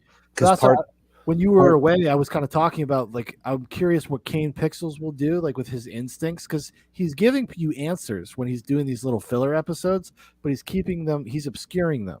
Right. And he's inviting you to kind of figure it out yourself, and read into things. And that's part of the fun of the community event where you're like, oh, you're trying to figure it out together with the community, groups of people, and like, what do these things mean? So I'm curious, like how much you would understand about his version of the Backrooms if you were very familiar with this stuff. Well, that's the thing, is that they're like the people who have gotten really into this stuff over the last couple of years. When Kane Pixels came out, they're like, wait, this guy's not following the rules. Wait a second. Which would you be stoked? Like, yeah, he's like giving us a new life. Like the Backrooms was kind of dormant for a little bit. Are any fans of anything stoked when somebody does a cool version of it that takes liberties? No, that's true. Fair enough. I mean, I'm okay with that stuff. I like adaptation. I like growth. I like people building on things and surprising me. Gaming Dragon says kind of turns it into a Call of Duty game. I guess to a certain degree, or just like I don't know if it's like Call of Duty would be like a massive multiplayer like Rust or something. Yeah, when you're talking about entities and crates of supplies spawning, then you've officially gone into like, this is Zoomers scaring each other with like a scary video game story. Yeah. Like it's kind of like Goosebumps, you know? It's like R.L. Stein type stuff. Exactly. That's great. It's Goosebumps for Zoomers. Yeah. The level and is heavily guarded in order to ward off creatures, obviously. The next outpost is called the BNTG's Traders Keep. The BNTG stands for Backrooms National Trade Group, which I've already made a video about them and Meg, so links below if you want to check that out. The place is called Traders Keep, and it's a city-like complex that has a semi-normal social infrastructure. There are about 415 people who live here. This is too much. This is way too much. They've added they've way overly complicated this, and now there's like a whole world, survivors, tribes. And if you go through this Brugly channel, there is level after level after level after level. But do you think it would have been, so say if you were like a nascent person that was new about Backrooms, do you think it would be cool, like if you had organically grown with the story, then it would have been cool? Like, but it's only because we're coming to it so late into its creation that we're kind of like, now we can have that kind of bird's eye view and be like, and also we get to juxtapose it with the Kane Pixels thing, which is so beautifully obscure and weird and David Lynch like. And I think that you can appreciate it coming into it from the Kane Pixels thing with the bird's eye view, because there are, and I didn't dig too much, but there are levels of the Backrooms that I actually found very creepy, like later levels, ones that I couldn't remember exactly which ones they were, and I didn't have time to track them down. But when you get into some of these Brugly videos, the ones that are, again, they're more non-specific, they're more ephemeral. Yeah. Traders keep a city-like place where 14 or 15 people live. It's like, what, are they taking a fucking census down in the Backrooms? That takes all of the romanticism out of it. Yeah. So, but there are also levels that are just creepy, and then there are also levels that like aren't creepy but are like really sort of paradise type levels that are like interesting. They're like, people are dumping a lot of interesting lore into it. Okay. I will give them that. Yeah. And it is, it occupied me through the end of my last busy season. I would load up the new Brugly videos and be like, oh, what are these other levels of the Backrooms? Oh, that one's stupid. Oh, that one's actually kind of creepy. Oh, that one's kind of interesting. Yeah. And it's just, if you take it with a grain of salt, you take it for what it is. Even the wiki version of it is really cool. The Brugly version of it is really cool.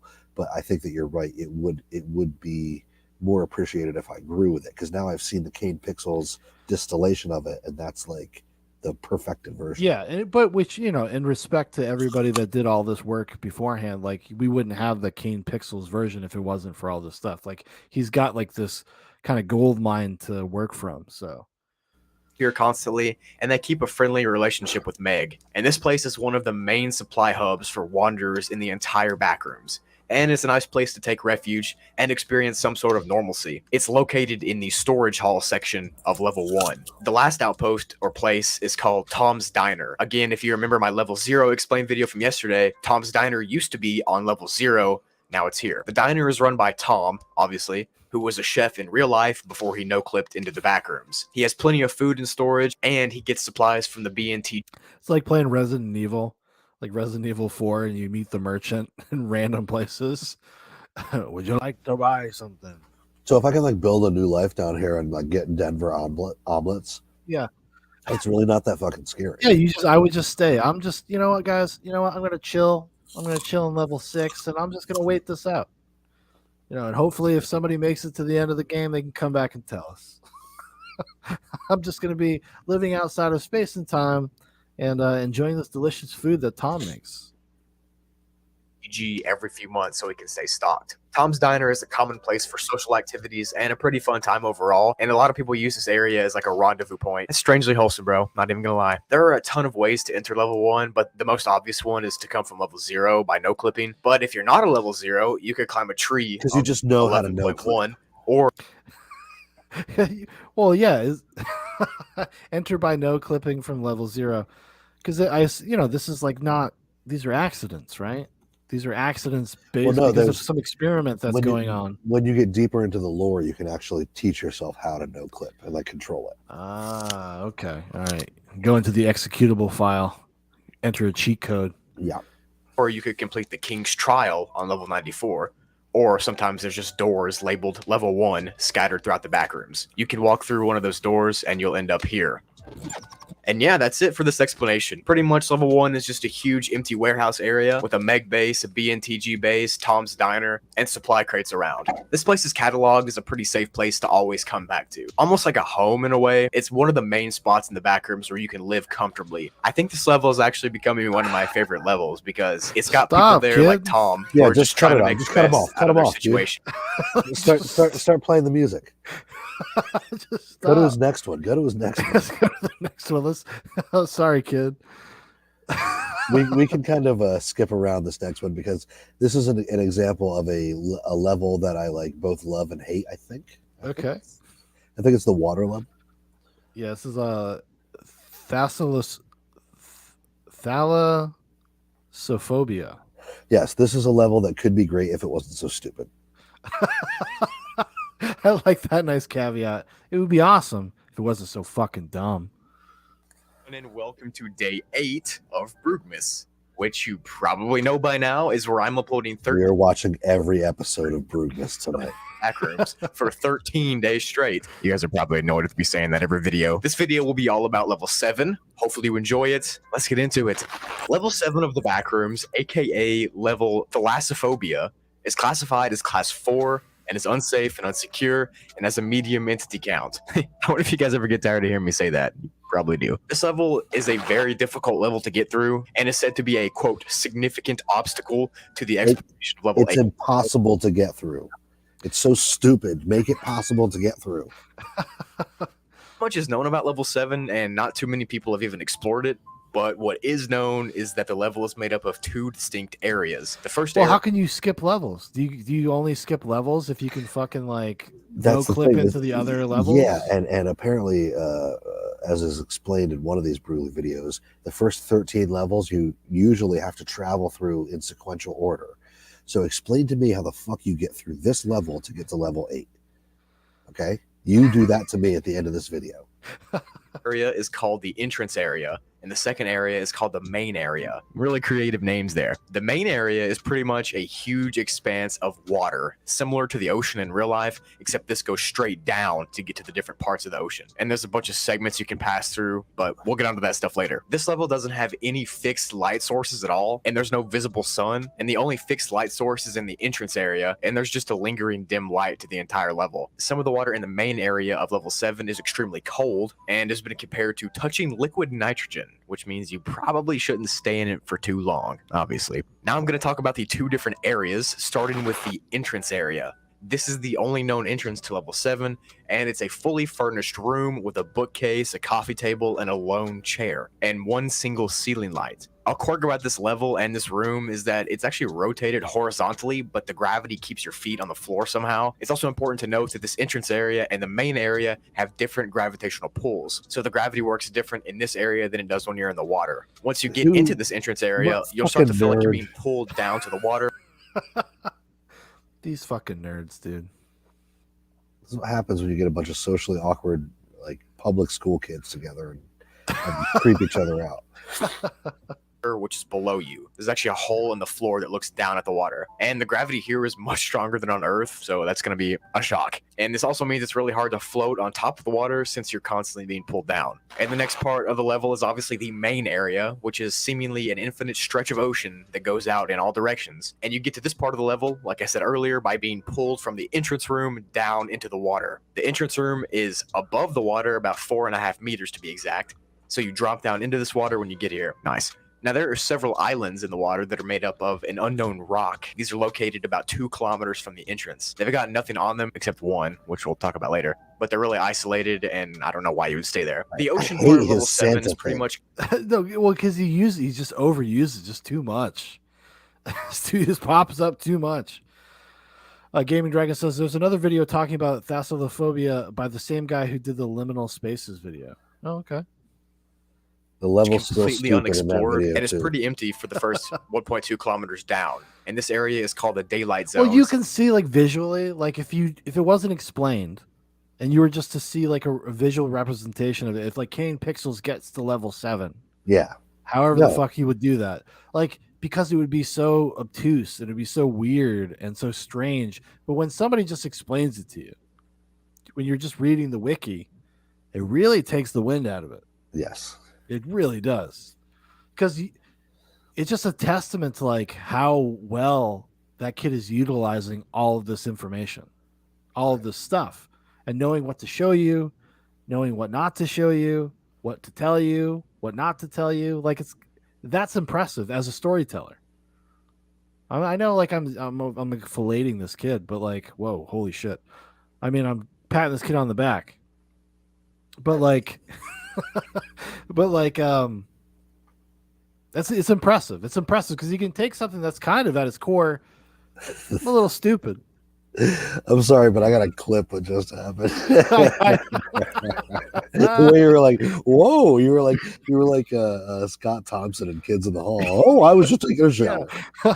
Why? What are they? What are those types?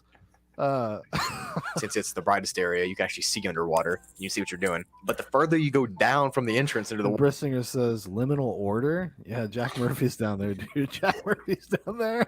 He's the final pull boss. You down, yeah. He's the final boss. Water, the more the light decreases and the more weird stuff you'll start to see. After you pass that initial 1.2 kilometers, you'll get to an area called the Twilight Zone. This zone's water is full of bones and scrap metal, even some full skeletons, which are pretty much humans always. These skeletons are from humans, but they have weird things wrong with them, like elongated jaws or really sharp teeth or no eye sockets, just like really weird stuff. There are also skeletons of massive fish floating around here. These skeletons can get up to 20 meters or 65 feet long. That's really long. This point is where the water pressure starts to get stronger. It won't break your bones or anything, but you'll be able to notice it. After the Twilight Zone, the next zone is called the Midnight Zone, and this area is about 6 kilometers down from the entrance. How are you pretty much breathing? only humanoid skeletons.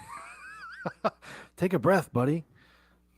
6 kilometers down. He's like doesn't have a fucking pressure suit on. He's what is wrong with these back rooms? These things are crazy. skeletons here. Like, that's literally all there is, just a bunch of bodies floating around. It's like a big graveyard. There's also been some reports of the giant fish skeletons here too, and they've been described by wanderers as, quote, incomprehensible in size. Nice. Now, there's only one more area of the ocean past the midnight zone, and it's referred to as the Abyss. This area has been deemed too dangerous to explore, and the record for the longest person exploring it was 1 minute and 45 seconds. Nice. Stop it. Stop doing that. This is officially part of our Cameron series. Mr. Pliskin says seminal fluid order. And Brissinger says not as long as Jack Schlong. The Abyss seems to have huge piles of rocks and tar that are always bubbling, and we don't know why, but it's weird. There's also a bunch You of just hear echoing through the back rooms 69 for 69. humanoid skeletons here as well. And other than that, there's not much known about what goes on down there. But there is a rumored entrance to level 8 through an underwater cave, but this isn't officially confirmed. If you know anything about the Backrooms, you'll know that there's only one entity on level 7, and it's known as the Thing on level 7. It's apparently ridded the waters of any other life, and it's an extreme threat. It's unnaturally fast and strong, and it can detect things from really far away. It can sense, track, and eviscerate a victim within seconds. Nice. So if you want to explore this level, you're going to need to bring some kind of bait to throw away from your body if it starts chasing you. The full depth of level 7 isn't fully known, but it can be assumed that it goes insanely deeply, obviously. And there's actually been fragments of synthetic fiber that have been collected from the water, revealing that the floor of the level at the bottom of the ocean is made out of carpet. What? Okay, kids. Now you're losing me, kids. Mr. Pliskin said Jack Murphy has a bussy. That he does. I've seen pictures.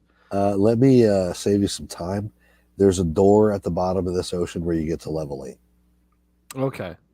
And that's why nobody's gotten through, because they can't get past the creature and get that deep. And there's about 7 more instances of Brugler going, nice. Nice. Okay, well, we've seen enough of that. I think now the next one, I think, is another Kane Pixels video. There was one more. No, there's one more. There's one more, and then we can either, well, before we go with the Kane Pixels, maybe we'll watch I just want to watch the last tail end of what Brugler has to say about the Kane Pixels one. But first, let's do this one last stupid level. Okay, yeah, this one's short, too. It's like 3 minutes long, so. I had to share this one because this is just like the culmination of how stupid this gets. Yeah. All right, we're not going to share it again. Chrome tab. So this one's called Backrooms Level Run for Your Life Explained. God, this is so corny. Level Run for Your Life or level exclamation mark. This one's been highly requested. Let's get into it. Level Run for Your Life is classified as class 5, so it's unsafe and unsecure, and it is infested with entities, and I mean infested. The physical layout of the level is a huge part in why it's so creepy, but it's not the only reason, trust me. This level looks... It's like encapsulates the best of like horror fiction and also the worst impulses of like the Zoomer generation's need to autistically explain everything down to the last fucking detail. There can be no mystery.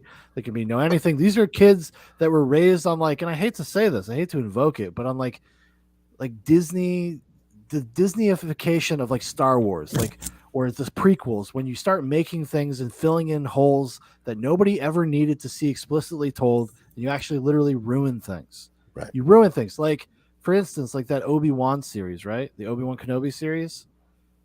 Yeah. I'm stoked to see Ewan McGregor be Obi-Wan again, but at the same time, I don't need to know any of it. You're fucking ruining it. You're ruining the archetype of the idea of he's Merlin and Luke is fucking King Arthur. Right. And he gave him to a family, and now Uncle Owen's like going to be part of action beats. Like, no.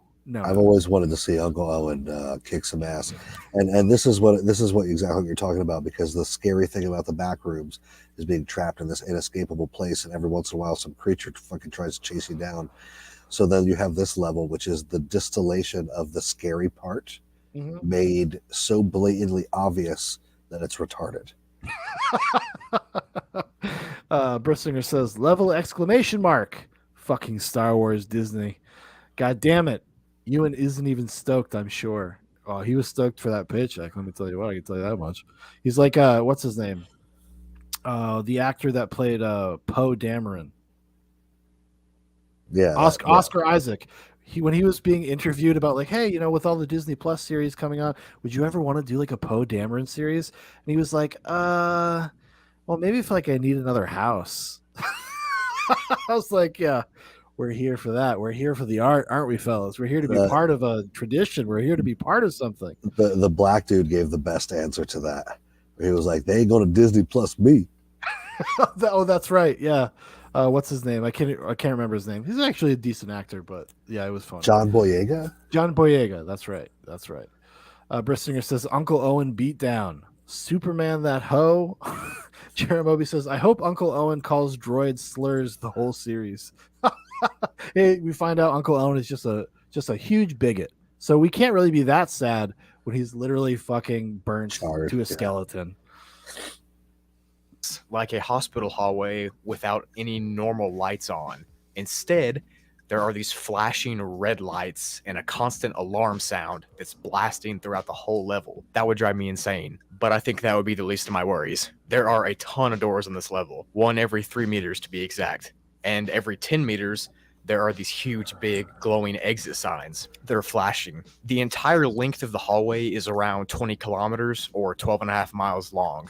Not too bad, right? Wrong. The second you spawn in this level, you'll see a horde of hostile entities right behind you, running at you full speed, and everyone spawns exactly halfway in the middle of this level. So the level's 12 miles long, you'll spawn 6 miles in, and in order to live, you have to outrun that army of creatures for 6 miles to the end of the level. You'll have to run at full speed without stopping, all while avoiding things in your way, like hospital beds and chairs, and sometimes even clumps are just there. So that's nice. The good news is, I guess, that every so often there are energy bars scattered on the tables in the hallways, and you can eat these in order to Yes, I agree. Retarded. maintain stamina, but you have Because- to eat them on the run since You gotta Well, get your yeah. stamina level back up, guys. Yeah, you gotta carb the fuck up when you're running away from this 6 mile long entity train. And yeah, it's so stupid. Like, I'm running out of energy.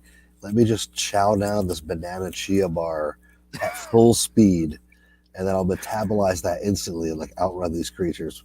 Durian Ryder, if he were to be in there, he would just be like, "Sorry, mate, too much fat in that. I'll be fine. I'll wait until the next level. Maybe there'll be bananas." Look at all these fucking entities, man. Look how fat they are. I'll outrun every one of these entities in level Hey, look at my exclamation- girlfriend Natasha. Look at her. Yeah. Look at her. level look at exclamation mark, kid. None of them know how to exercise. None of them know how to move, mate.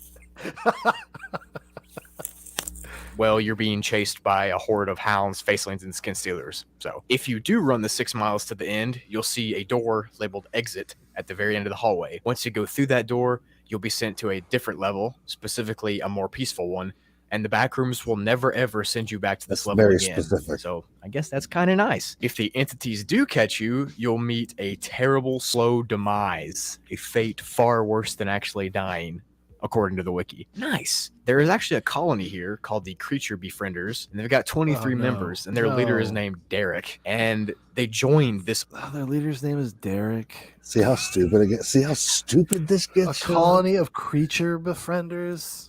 Kane Pixels, I know you're watching this. Don't do this. Don't do this. He has the taste. Army of Scott. creatures Dude, and befriended them. Here's the And thing.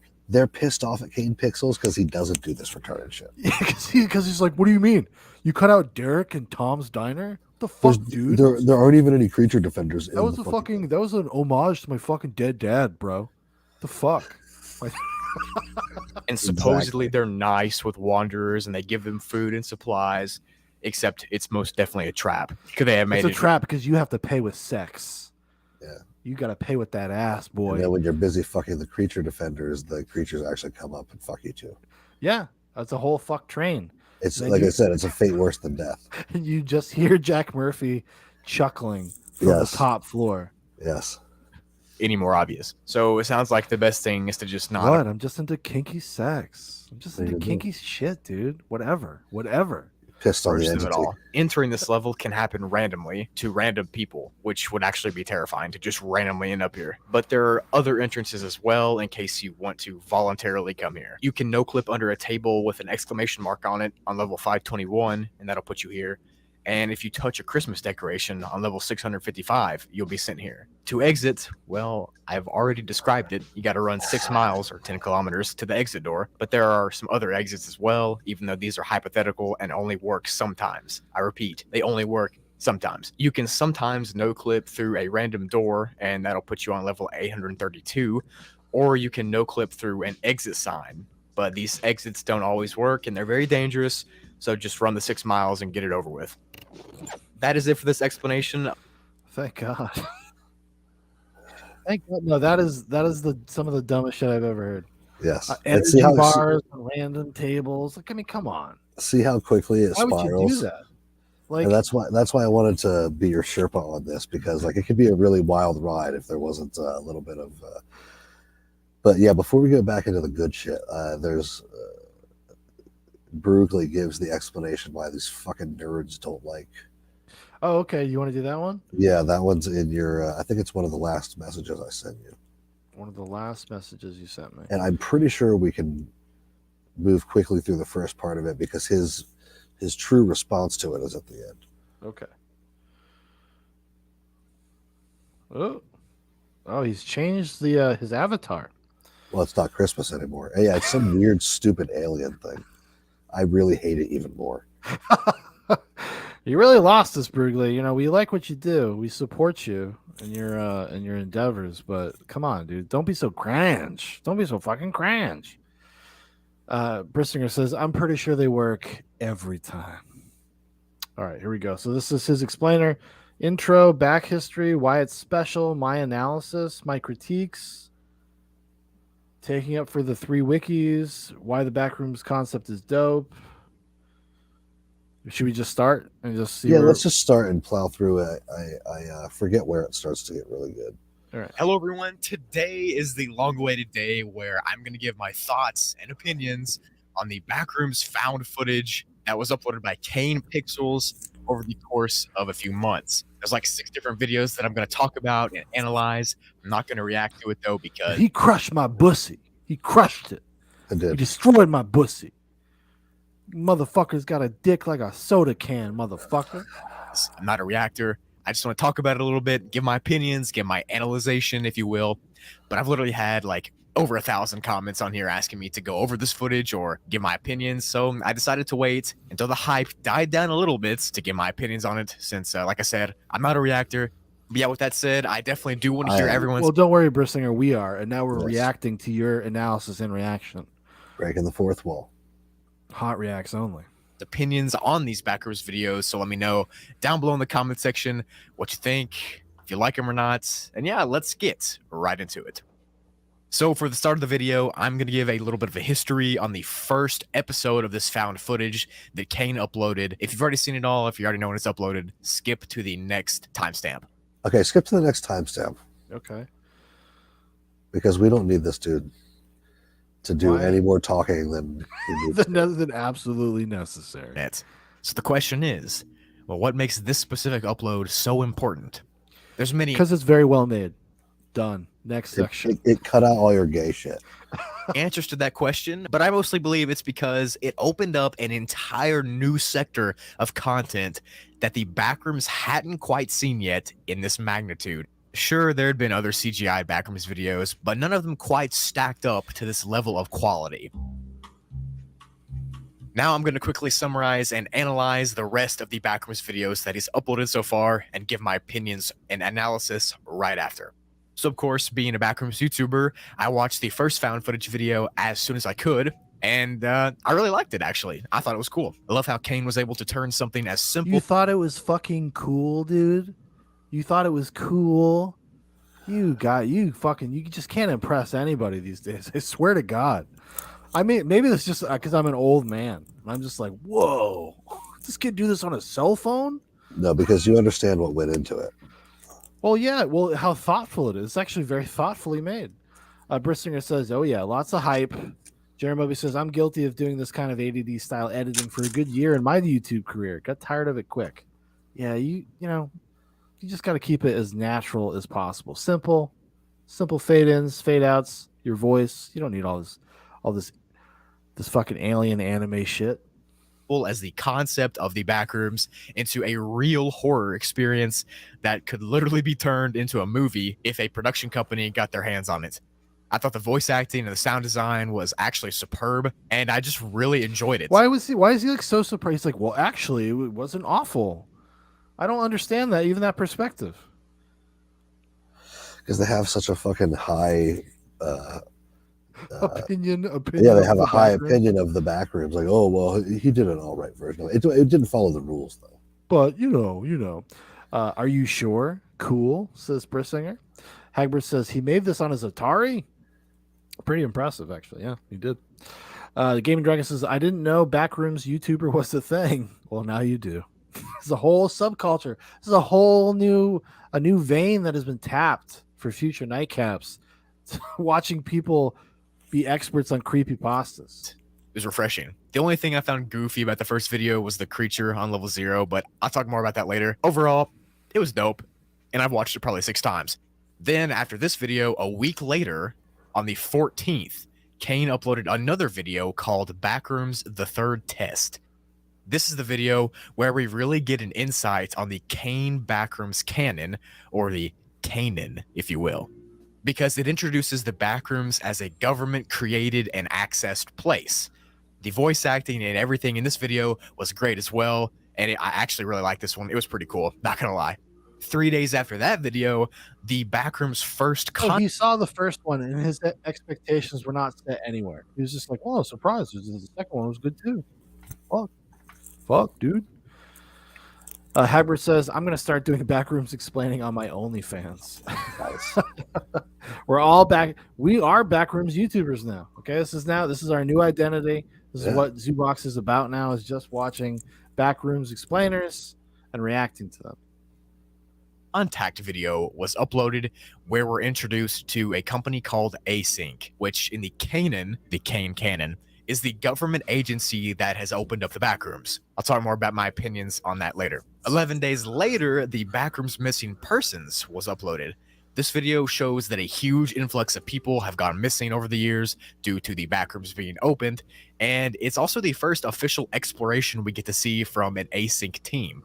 Video is obviously well made, sound design was great, and we get to see a body. Overall, that's dope. And I actually think this one is my favorite one out of all. I'm like really starting to dislike this person. Yes. Overall, that's dope. That shit's dope, dude. It's sick. It's sick as fuck. I what the fuck? Totally fucking rad. Gaming Dragon says, well, this is obviously a high quality creepypasta, not your average one. Yeah, and it's apparent from the first fucking thing he released. Brissinger says, Hagbard, you know you're really talking about Grindr, okay? You don't have an OnlyFans. oh, shots fired. Jeremy says, I'm going to do a Backrooms explainer on LinkedIn. Yeah, that'd get you a job. You know what I mean? All the ones he's made so far. It's super fun to watch. The next video after that one was uploaded on February the 12th and is titled The Backrooms Informational Video. This is where the Kane Backrooms canon is starting to get fleshed out more and is pretty much going over Async's protocol for exploring and researching the newly created area of the Backrooms. It talks about the many names that the Backrooms is referred to as, and we get to see another exploration team sent by Async to explore level 0. And we even get to see what looks like a couple other levels or two. This video is dope. I thought it was pretty cool. I really enjoyed the talking between the explorers in this Get yourself a fucking thesaurus, dude, please. It was dope. It was cool. It was awesome. It was rad. But this video leads us to the latest upload, which was made on February the 23rd. Okay, so we're getting into stuff we haven't watched yet. Yeah, you can skip this a little bit. All right, so we'll go with my critiques. Yeah, here we go. Here's where we're going to get That real. being said, I do have some stuff to say about it. Of course you do. Tarami says to Jeramobi, you will get a job offer from that. I agree. You probably will. Hagrid says, I've got both. I got bills to pay. He's got Grindr and he's got OnlyFans. Tarami says, dope. Jeramobi says, I need that raise. On one hand, I think it's really cool to see the Backrooms being shown on the big screen, if you will, and for it to get all this attention and all this reaction and this hype kind of built up around it, and even a creative twist being put on the creation and the fleshing out of the lore, too. On the other hand, a part of me does have to ask, what was the reasoning for Kane to make the new Backrooms canon that he made, the Kanan? Obviously, I have nothing against the canon, but it is kind He's like, he's not part of the original crew, okay? He Like, did he's get not- the okay from the people who own the wiki. Did you even ask permission, bro? Did you even ask permission from this message board story we've been telling? Hey, maybe if one of you fuckers have been industrious and talented, you would have done something with it too. Instead of making it about fucking having protein bars on tables as you run down a hallway. You guys ran out of steam at some point. Jesus Christ. Trami says, "Oh, you want a salary? How about 5% and exposure?" That's correct. If you put this in LinkedIn and somebody's like, "Hey man, I really like your work. I really like your writing. How about you work for free and you get to be exposed to my audience?" I have done that one time in my life. of curious to me that he chose to make his own canon, even though there are 3 different main wikis that he could have chosen from. YouTubers like Infographics use their Backrooms video sources as the Wikidot. I typically use the Wikidot in the fandom, and Ferrante typically use the Liminal Archives. Some would say he didn't use the Wikidot fandom or LA because they're too convoluted, so he created this async as kind of a back to the basics approach, which that opinion does have some merit. Some people think that the Backrooms has gotten too cringy or too convoluted with all the levels, and they kind of want to see it return back to the limbs. Oh, no shit. Some people say, some critics are saying that the Backrooms has gotten a little cringe. Yes, I agree. It has. It has. And he fixed it. He fixed it for you. Nobody gave a fuck about the Backrooms until 2 months ago. Yep. Space, horror, no creatures type deal. But at the end of the day, there's been thousands of hours put in on each of the Backrooms wikis in writing levels or canons, creating bases and organizations, and creating a lore that I think has staying power. Obviously, like I said, I'm not saying this to discredit Kane's videos because, like I said, I actually really like them. For, I'm not even joking, and I think they're great. And I always love people putting their own twists and spins on things because every Backrooms thing is fan-made, and everything is open to interpretation, and there's no one official lore. But the only problem that I have is that... Okay, so he admits all these, there's not one official lore, etc. But he's like, no. He brought him. All he's done so far, he removed all the bullshit. Like you said, he distilled the good things about it into like a coherent, semi-coherent, like a cohesive. Actually, the right word is cohesive. It's cohesive. It feels a part of something, and he's doling it out slowly, and he's making it more interesting by adding his own flair, his own parts of lore into it.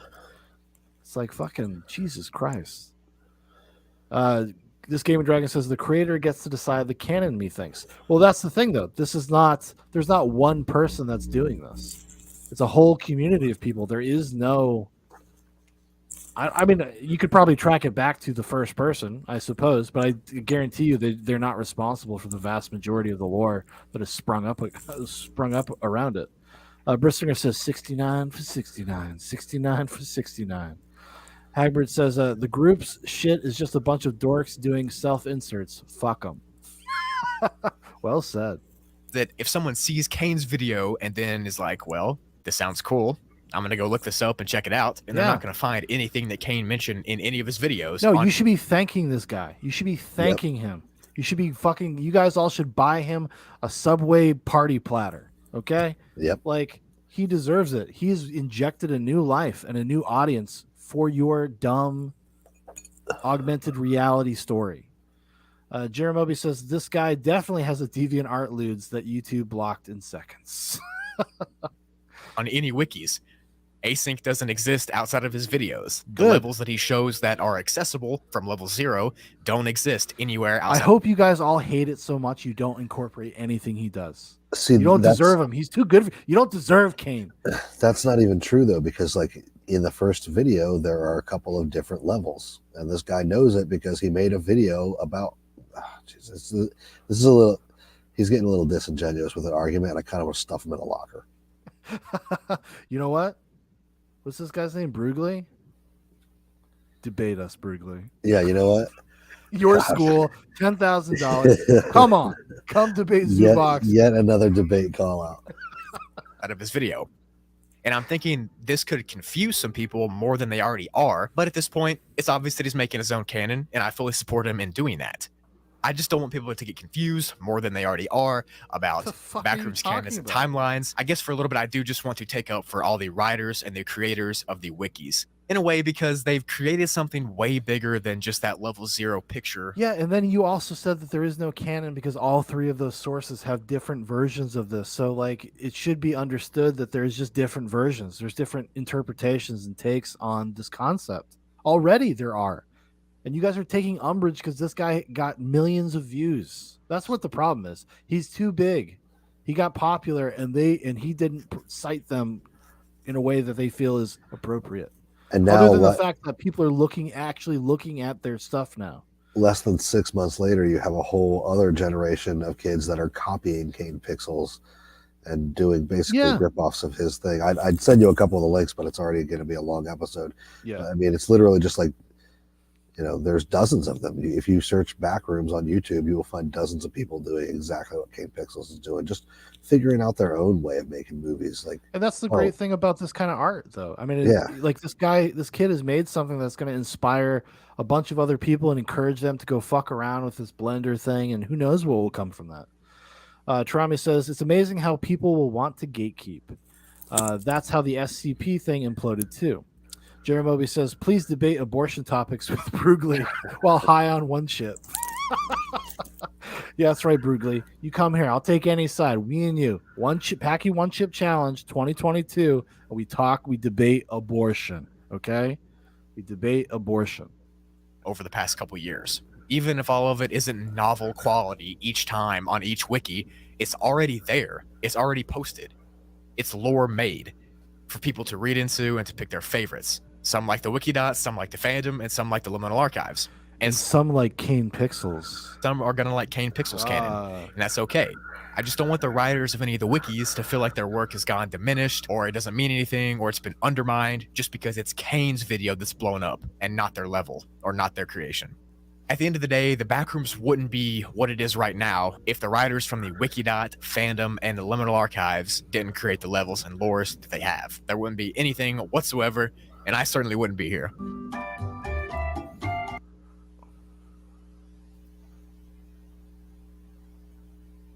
Okay, that's enough. Yeah, we're good with this guy. We're good with that guy. See you later, Brugly. I started off being like, oh, this is, it's pretty interesting. It's cool that this is here as a resource. And now I hate him. Yes. Like, can we get a little less Brugly, please, in this episode? Well, we can bring it back into the actual reason why we're here and knock out the rest of these.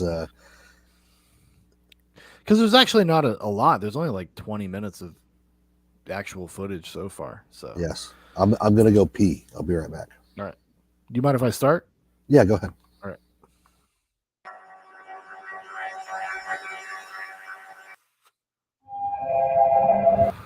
A Gaming Dragon says, so the Blender video isn't the origin. No, this has been around for a couple of years. I think like 2018, 2019. It's a creepypasta. It started on a message board, and then it kind of grew from there in the same way that Slender Man did back in the day.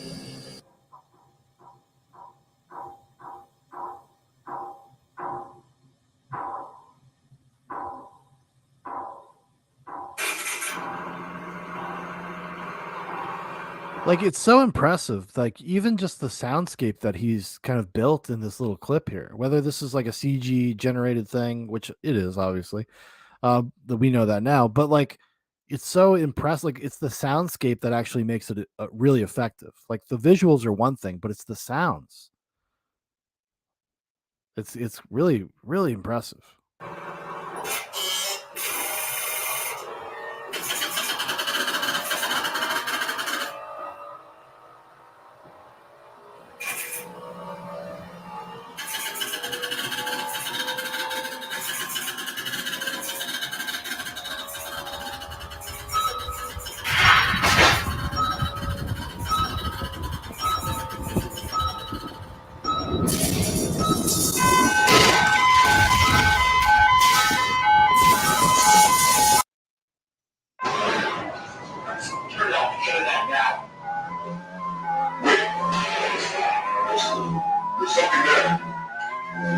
I like how he's able to mask the voices of like very clearly young men with distortion. Tarami says it always happens. Someone does something, actually produces something, then the swarms of locusts descend on it and analyze it to death. Yeah, kind of removing some of its magic. Jerome Moby says, I forgot I saw that terribly produced Slenderman movie a few years ago. Pretty much bye-bye man levels of no faith in the final product.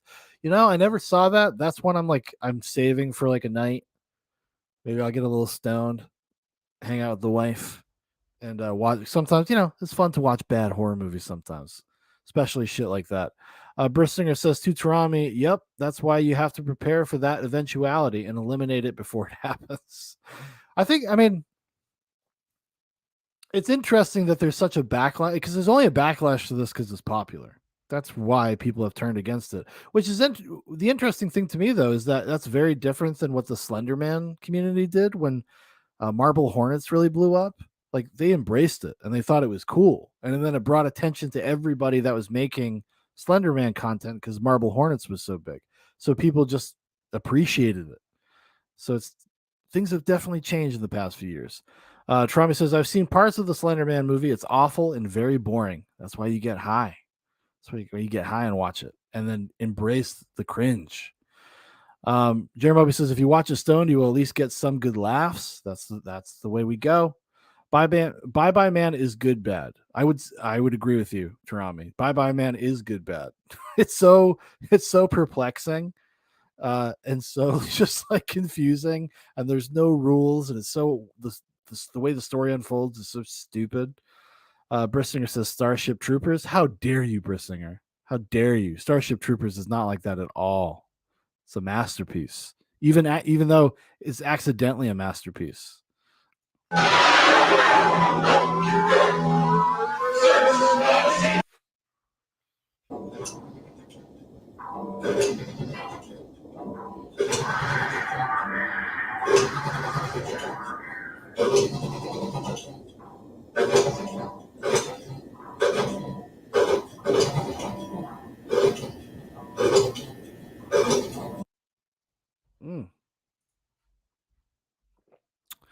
So while you were away, Dan, I was talking about one of the more impressive aspects of these videos is the soundscape, like we had brought up before. Like it really, because you could create these creepy images, but if you don't have grounding with with the soundscape there, the way that he builds it, because he's building all that stuff from scratch. Right. He's inserting all of those things himself, which makes it even more impressive because it's not a physical environment. So he has to build the sense of space Right. with sound.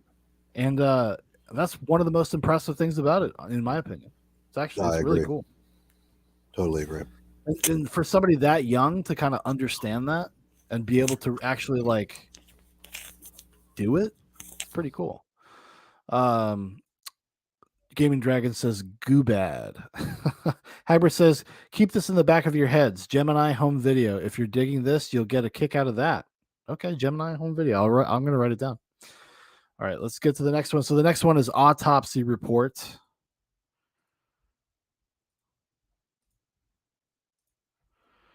Here we go.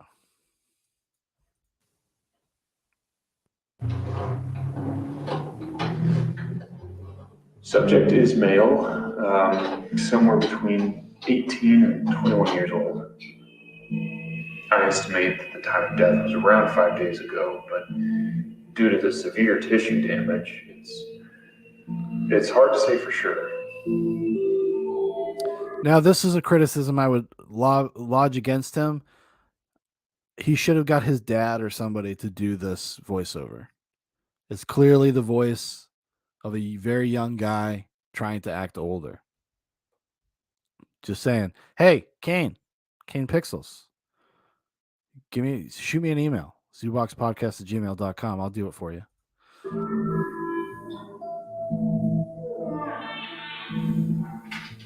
Cause of death was likely malnutrition. I was able to recover most of the digestive tract. So, things start to deviate from what we would consider to be natural. The decomposition process appears to have been stunted somehow. It's like portions of the body stopped decaying, and and where's the stain? Other areas, however, were completely overtaken by culture. So I took samples of some material here. At first, I thought it was an aggregated collection of pseudomonas fluorescens, but Okay, so he's getting into the dampness and actually kind of literalizing it and making it part of the effects of the room. That's really cool. With the fungus growing, because obviously it's known in Backrooms lore that people see mushrooms growing in corners and stuff like that. But what if it actually started becoming part of the people that are in there? Oh, that's really cool. That's really cool. It's also, I think, a little bit stolen, a little bit from Annihilation. it seems to be closer to a mutated strain of simple hay bacillus, which it should be completely benign, but, well, really, I don't know what to make of this. Mr. Beck, may I ask where this subject came from?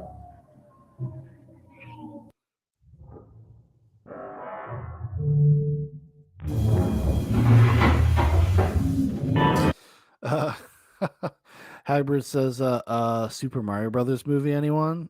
Trust the fungus. Trust the fungus.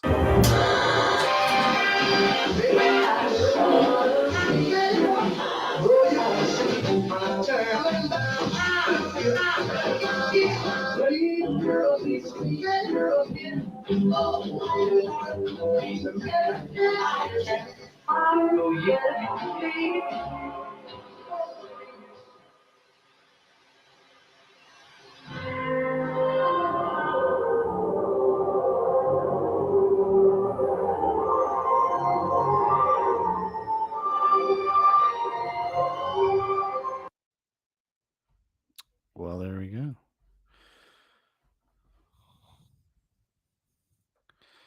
Okay, so that one was interesting.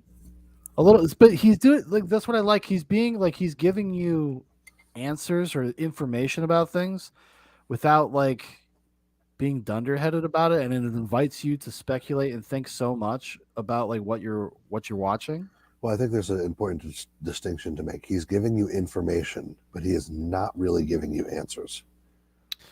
Okay, fair enough. Yeah, that's true. Like, why the fuck are they doing this?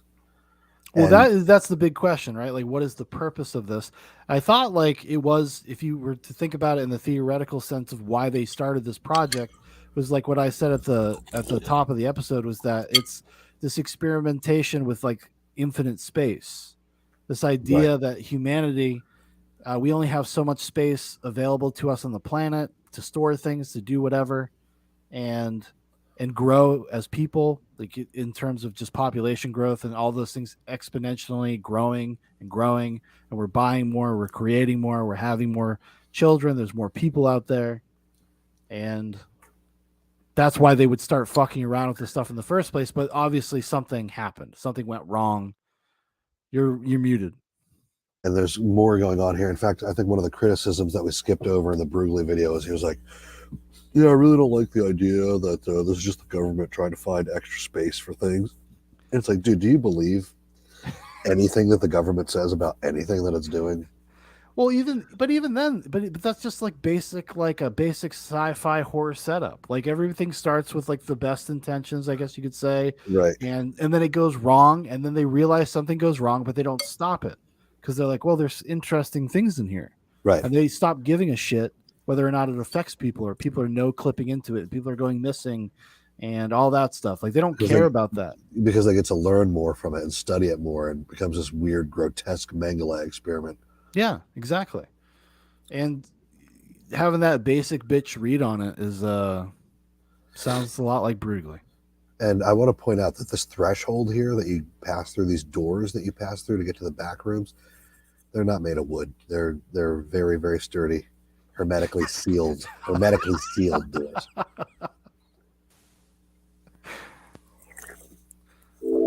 I could just imagine some like fucking Backrooms writer, wiki editor, incel. Just every time async comes up, he's just like furious, just fucking furious. Yeah. Oh, what is that? Why would you do that? It's not on the wiki. Oh my god! Can't you make a 6-hour video? Welcome to the Project KV-31 Research and Development Team. In this short, informative video, you will be briefed on the required protocol in regard to Project KV-31, as well as receive an overview of future development plans. What is Project KV-31? Project KV-31 pertains to the study and development of the async low-proximity magnetic distortion system. For the sake of convenience, you may hear your peers refer to the project under any of the following titles: The Machine, The Door, The Backrooms, The Complex, Hallways. Unauthorized usage of these terms outside of the async research facility is strictly prohibited. Reach the threshold without guided supervision. There's also a little because this is like kind of ties into video game stuff. It reminds me a lot of Half-Life and Portal. But also this right here, this looks like the veil that you have to go through to fight bosses in Dark Souls. If anybody is familiar with Dark Souls. Jeremy says Dark Souls and now Elden Ring. My brother hooked me up. He bought me Elden Ring. I've been playing it. Jeremy says, I really don't want Kane to be abducted by mainstream VFX horror execs. Yeah, well, I mean, that would be good for him. Be good for him. Be bad for the art form. Never enter the complex alone. All expeditions are to be comprised of no fewer than 3 individuals. This happens on a leap day. A leap year.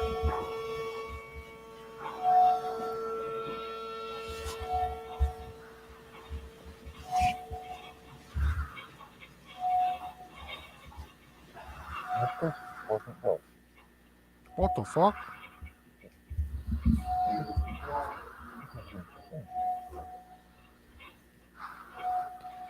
Like, how can that be a 3D render? Is that person a 3D render? I don't know, man. It's very convincing. Yeah, but I think we should watch the one with the bad 3D render because it's only like a minute and a half long. Oh, I'll try to find it. Yeah, if you can find it, yeah. I mean, do you really think that there's actually a vaccine in this situation? I mean, there's too many variables. Honestly, to set the whole circuit. It's doable.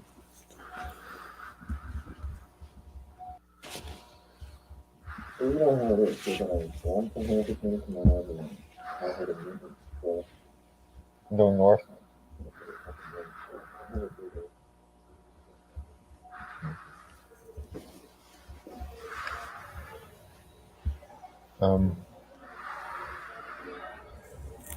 Guys, do you hear this?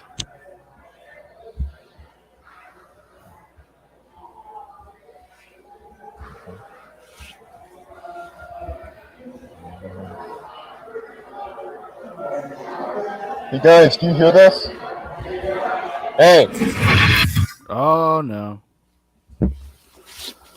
Oh, it's terrifying. You done goofed, buddy. Guys? George? Imagine if you worked for Async and you're just on the job. You're just there fucking like you're with the crew, you're going in, you're mapping the place out, and then this happens. Fucking bad day at the office, man. Bad day at the office. Gaming Dragon says, will Crackhead Stanley show up in the back rooms? Yeah. And the chip was so hot he had to go rob somebody. So that he's in the back rooms looking for somebody to rob. I hope this guy's okay. Open!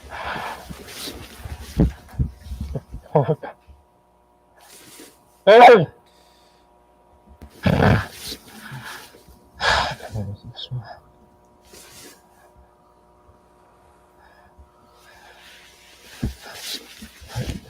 this way.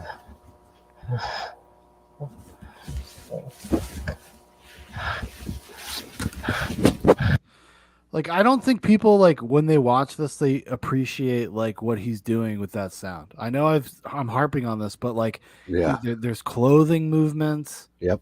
breathing, the voice, the muffledness, like the footsteps, like that. He's doing all of that. He's creating all of that. Like, that's, and to know to do that is impressive.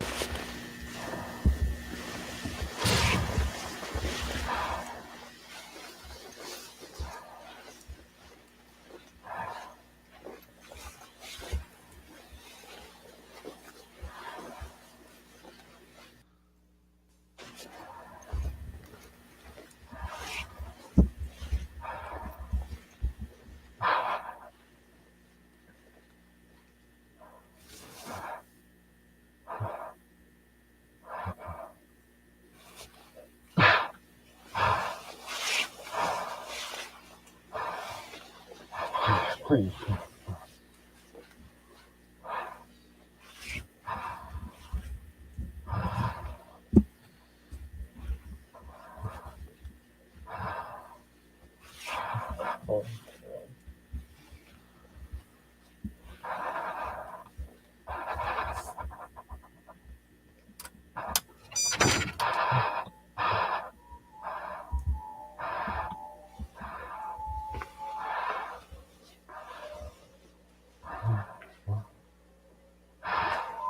What is it? Hello?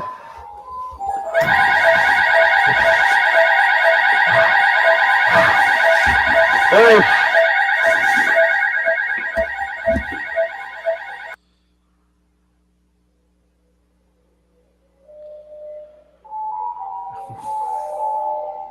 Just kind of transfixed there. Yeah. Jesus. Oh. Jerry Moby says, sound is incredibly important. I'm a bit OCD with sound editing over all other functions. And then Trami says, the ears are significantly more sensitive than the eyes. Good audio is king in video production.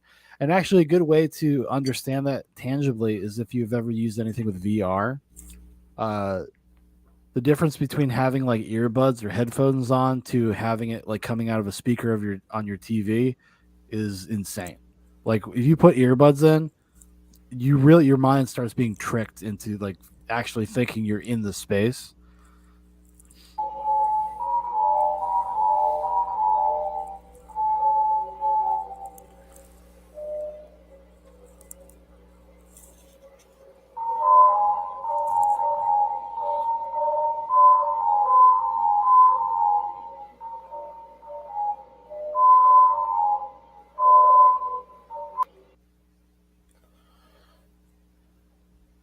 Effect, dude, it's just solid. Because and when we watch those explainers, you can see the things that he's pulling from. Yes. Like you can actually see them. Like you can see what he's pulling from to like make the effect.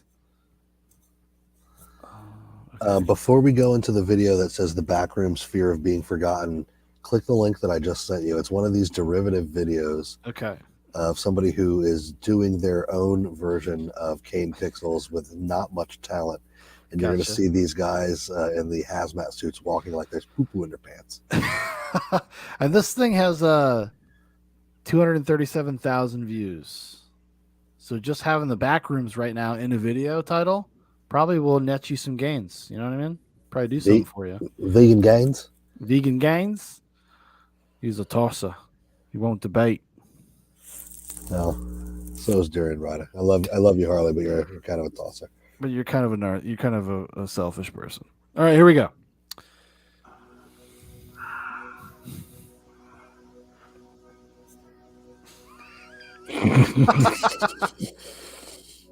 Yeah, like this is too clean.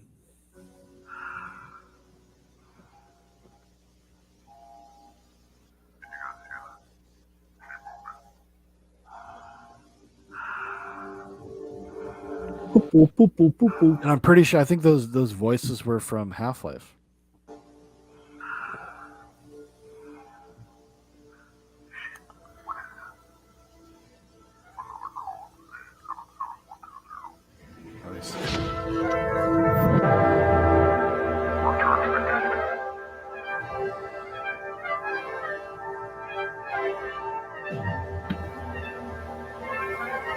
It looks like Toy Story.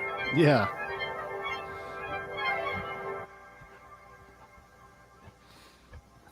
Maybe you can make it back to the gate if you didn't shit yourself. You're carrying around 6 pounds of shit in your pants.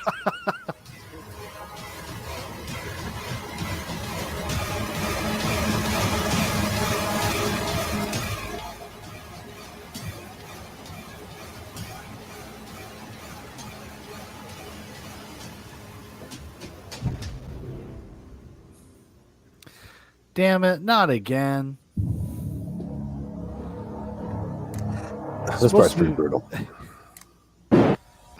Symptoms of exposure to include hallucinations, paranoia, shortness of breath, and corticobasal degeneration. If you are experiencing any of these symptoms, isolate yourself from others and do not seek help. Yeah, there's the augmented reality game. There's something in Morse code. I'm just not that curious. And at least that person knows enough to give Kane Pixels credit in the description of that video. Say, look, I'm just doing kind of my little short film, and you're and that's cool, because that probably really rustles the feathers of the of the OG Backrooms people, because they're just like, now you're async, now you're doing fucking videos about fucking async, dude. Yeah, you're right. They probably hate async with a passion. Trami says, showing too much. You have to edit around bad visuals. Well, that's 1,000% true. You got to know what you have and know how to use it. And that's what I think Kane Pixels is really good at doing.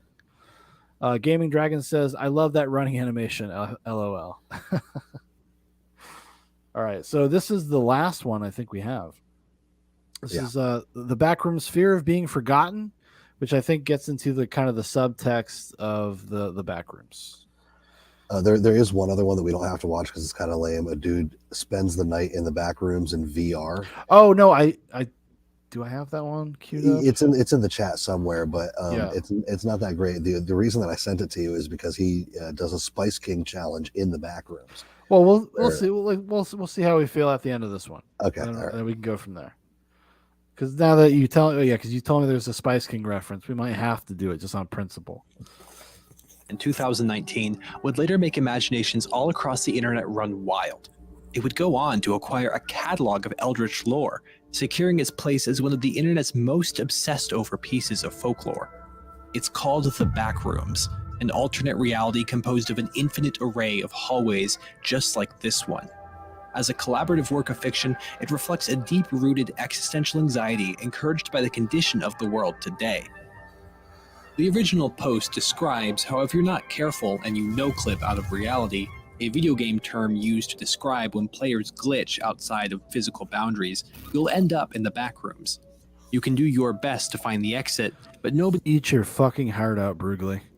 has been confirmed to fully escape back into reality. Everyone's interpretation of the Backrooms appears to be different. There are a lot of lore-expanding posts and several wikis with people devising new levels to the Backrooms, all with their own similarly mind-bending qualities. But the original concept and photo are, I think, the most unsettling. For this video, I'm going to ignore these additional levels and the rumored creatures that inhabit them and focus on the core concept of the Backrooms. Let's talk about the fear of being forgotten. In a short segment of his monumental text, Being in Time, the philosopher Martin Heidegger states that one of the ways we experience the existence of other people in the world is through the things they involve themselves with. Ever see a boat floating at a pier? Maybe you didn't exactly think, I wonder whose boat that is, but you did likely recognize that the boat belongs to somebody. Somebody designed it, somebody manufactured it, and now somebody owns it.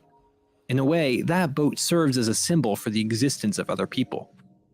The structure of the world's worldhood is such that others are not proximately present at hand as free-floating subjects along with other things, but show themselves in the world in their special environmental being, and do so in terms of what is ready at hand in that world. Now, imagine if that boat wasn't floating at a pier, but was marooned in a desert in a place where nobody could be found for miles. Encountering it there would certainly raise some questions, because the boat as a phenomenon conflicts with the context of its location. Though it'd be useful to be able to use this boat as an indication that the person responsible for its existence there might be nearby, we can't truly rely on it to do so. That doesn't mean that the parties involved with this boat never existed, rather, the boat's traits generate general ambiguity. That boat in the desert is an example of what's called the uncanny. If the Backrooms feels even vaguely familiar, you've likely been in similar looking spaces before. Any vague sense of familiarity is quickly overwhelmed by everything else, though. A lot of design has to do with intent. When something is designed, we can discern its possible patterns to understand its purpose. We expect something from these spaces. We devise the plans for our behavior in them accordingly. This is what's called a schema in psychology. But patterns are human details, and the Backrooms as an alternate reality wasn't designed. Its random structure and physics-defying spaces are only a further testament to the point. The existence of the Backrooms therefore generates confusion, ambiguity, and unease. It's easier to read malicious intent in something we know very little about. The Backrooms aren't only unsettling because we can't use our preconceived schemata to plan what we should do, but also because human minds and hands had nothing to do with bringing it into existence. The Backrooms merely are.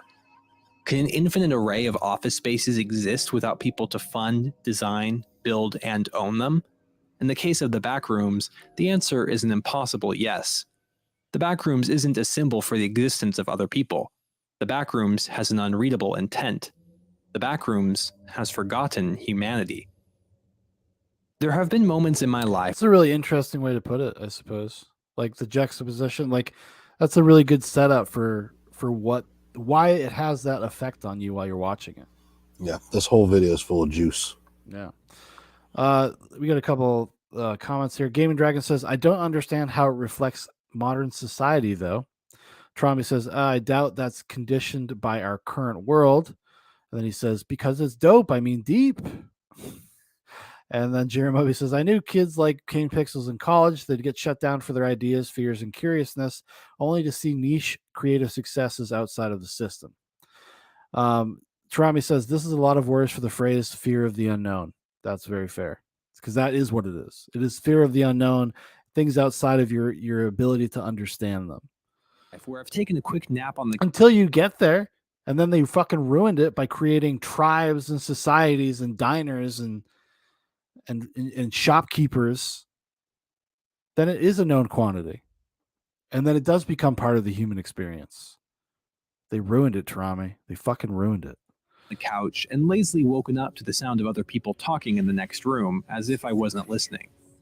I'd lay still, trying to fall back asleep, and they'd continue to talk. But it struck me on one occasion that if everybody I cared about completely forgot about me, this is exactly how their lives would look. Their lives would be fundamentally the same, but there would undoubtedly be something missing from mine. There lies the potential for a profound cruelty in forgetting someone for that reason. Satsumu Nihei's manga Blame is set in an impossible algorithmically decided city from the far future. At one time, humanity was in control of the giant automated robots used for building the city through an advanced form of internet only accessible to those with the necessary genetic trait. After a virus neutralized that gene, humanity lost control of their automated systems, and their security defenses eliminated everyone they found. Without access to human instructions, the city's builders continued to build indefinitely, far beyond the limits of comprehension. It's a city where humanity has been forgotten in just about every way other than the attempts at its total extinction, and yet it's forced to survive all the same.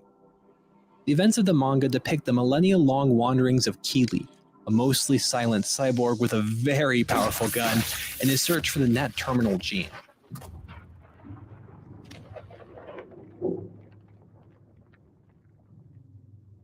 Before his work as an artist, Nihei studied architecture. It's fitting then that much of the manga's story takes a back seat as Nihei allows the art of this haunting cry of a city to shine through. Page upon page depicts the illustration of useless, nonsensical spaces barely holding themselves together. To call the megastructure huge would be an understatement. There have been a lot of guesses as to its size. The most commonly pitched theory is that it's the size of a Dyson sphere, a theoretical construct that would encircle a star and extend out to about the orbit of Jupiter. Any guesses are truly meaningless, though. For all practical purposes, no matter how far you wander, you'll never escape it. This feeling of the world forgetting the people in it, while hyperbolized in both the Backrooms and Blame, is a relatable part of the modern condition. In order to explore it further, we need to talk about the idea of a lost future. One of the most intriguing bits of Backrooms lore is that in the Backrooms, time simply ceases to exist. All that's available is the present, which is also simultaneously the past and the future. The term that is used to describe the philosophy of this kind of temporal disjunction is hauntology. First introduced by Jacques Derrida in his book Spectres of Marx, the word is actually a rather clever pun. It combines the French word to haunt with ontologie, the philosophical field of study concerned with being. When spliced together, the resulting word is ontologie, which with its silent H sounds quite similar to ontology. It's clever because hauntology focuses on the influence of things that don't exist on the things that do, especially with relations to ghosts of the past and lost futures. Perhaps you caught on earlier to the horrifying implications about time in the Backrooms. It isn't time that doesn't exist there, it's memory. Anything that occurs simply isn't remembered, as if the present was all that existed. On top of its already maddening hallways, this additional layer of mental haze further structures the Backrooms as an embodied twilight of dementia. Hauntology tells us that the 21st century suffers from a similar memory problem. Today's cultural forms are dominated by a resurgence of the old forms of the past, to the point where we readily accept them as a part of our time. The perpetual re-release of Skyrim as new is just one example. The architecture of the Backrooms itself is another. This procedural generation of the past into the present presents us with a unique dilemma, what philosopher Mark Fisher called the slow cancellation of the future. There is, as a result, a wispy sense of melancholia to our time, a tired longing for something we can't identify. The idea of a brighter future failed to materialize, and now haunts our dreams as a half-embodied entity, like a mirage born of desert air. The same things are continuously repackaged and presented as new. Sometimes it feels like the future we were supposed to be a part of simply forgot us here. The Backrooms are an artistic representation of today's cultural stagnation. The déjà vu of hallways is just another way of expressing the déjà vu of culture. In his video on liminal spaces, Solar Sands discusses at length how nostalgia is a fundamental part of photographs like this one of the Backrooms, but that isn't exactly true. Some of the spaces depicted in such photographs no longer exist, and do embrace us in yearning for a time where they did. But there are others like the Backrooms that, though dated, also seem timeless, and nonetheless prevail in our washed-out world. Blame's first volume starts off with the introduction, maybe on Earth, maybe in the future. Its proposed future already lost to the eternal present we soak ourselves in. Maybe blame is a new kind of future, or maybe timeless replication is all we'll ever know. But how long can the lifespan of the past be stretched out? As is the case with the neogenesis of hallways and the Backrooms, the more the old forms are resurrected, the more they dissolve into madness and nonsense. Entropy always ends with decay. Fisher tells us that the slow cancellation of the future has been accompanied by a deflation of expectations. The euphoria and rush of previous novelties are degraded to little more than cheap tricks through their repetition. Mundanity is something one comes to expect. The Shining made good use of this notion. Jack's descent into psychosis is furthered by spectral forces of which his alcoholism is one, but the thing Kubrick's film makes sure to accent is the role repetition plays in the process. Much of the film's beginning half is marked by two things: the monotony of Jack's writing and the deserted spaces of the overlooked hotel. It's that chorus of empty time imbued into the hotel itself that lulls him towards the old forms. All work and no play makes Jack a dull boy. Jack suffers a debilitating defeat at the hands of this mundane routine. Boredom may not be the precise word for his attitude, but his inability to produce the novel that will manifest his desired future may be a result of the space itself. To lick his wounds, he embraces the old forms, draped in gold and contorting endlessly, further giving himself up to the influence the hotel had on him in the first place, whether he knows it or not. Jack sees things that aren't there anymore. What he sees prompts a swift destruction of his future. Goddamn soul. Glass of beer. As much as one might wish they could grab again at the delicious pleasure of a past age, the price you'll pay for even a taste of that bourbon will take everything, and the present moment will only seem duller as your expectations dim. The gold ballroom is fundamentally rotten, the smell of decay stripped it of its grandeur long ago, and that rot is spreading into Jack's life through the resurrection of his worst habits too far gone. The Backrooms are a mildewy artifact of entropy and decay in the same fashion as the Overlook Hotel. You can stretch these spaces into infinity, but don't be surprised if you find something you don't like, or if it finds you first. Fuck. There aren't any such monstrous entities in our world, of course, just that melancholia and depressive nostalgia. Makoge's idea of a non-place is a generic space that disregards the identity of the individuals who inhabit it. Spaces like bus stops, hotel hallways, and airports are designed for use by a nameless multitude.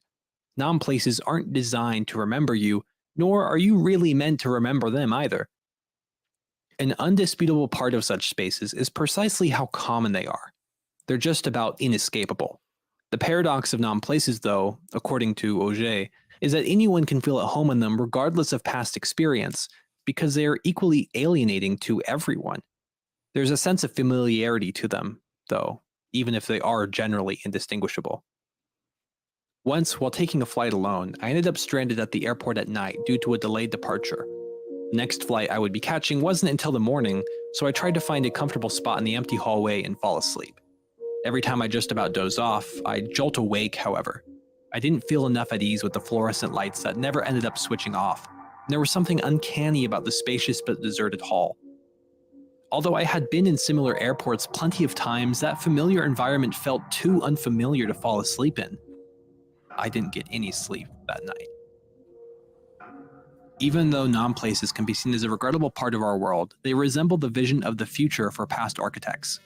In the worlds of Adrian Forty, author of Concrete and Culture, concrete buildings represent a set of ideas about the state of the world and what the future was imagined to be that we want to preserve. We should remember what people were thinking 50 years ago. If we tear these buildings down, we will lose all of that. But as a relic of a potential future from the past, non-places are what have, in part, led to a cancellation of the future. Airports from the 90s look just about the same as the one I spent the night in, even almost 30 years later.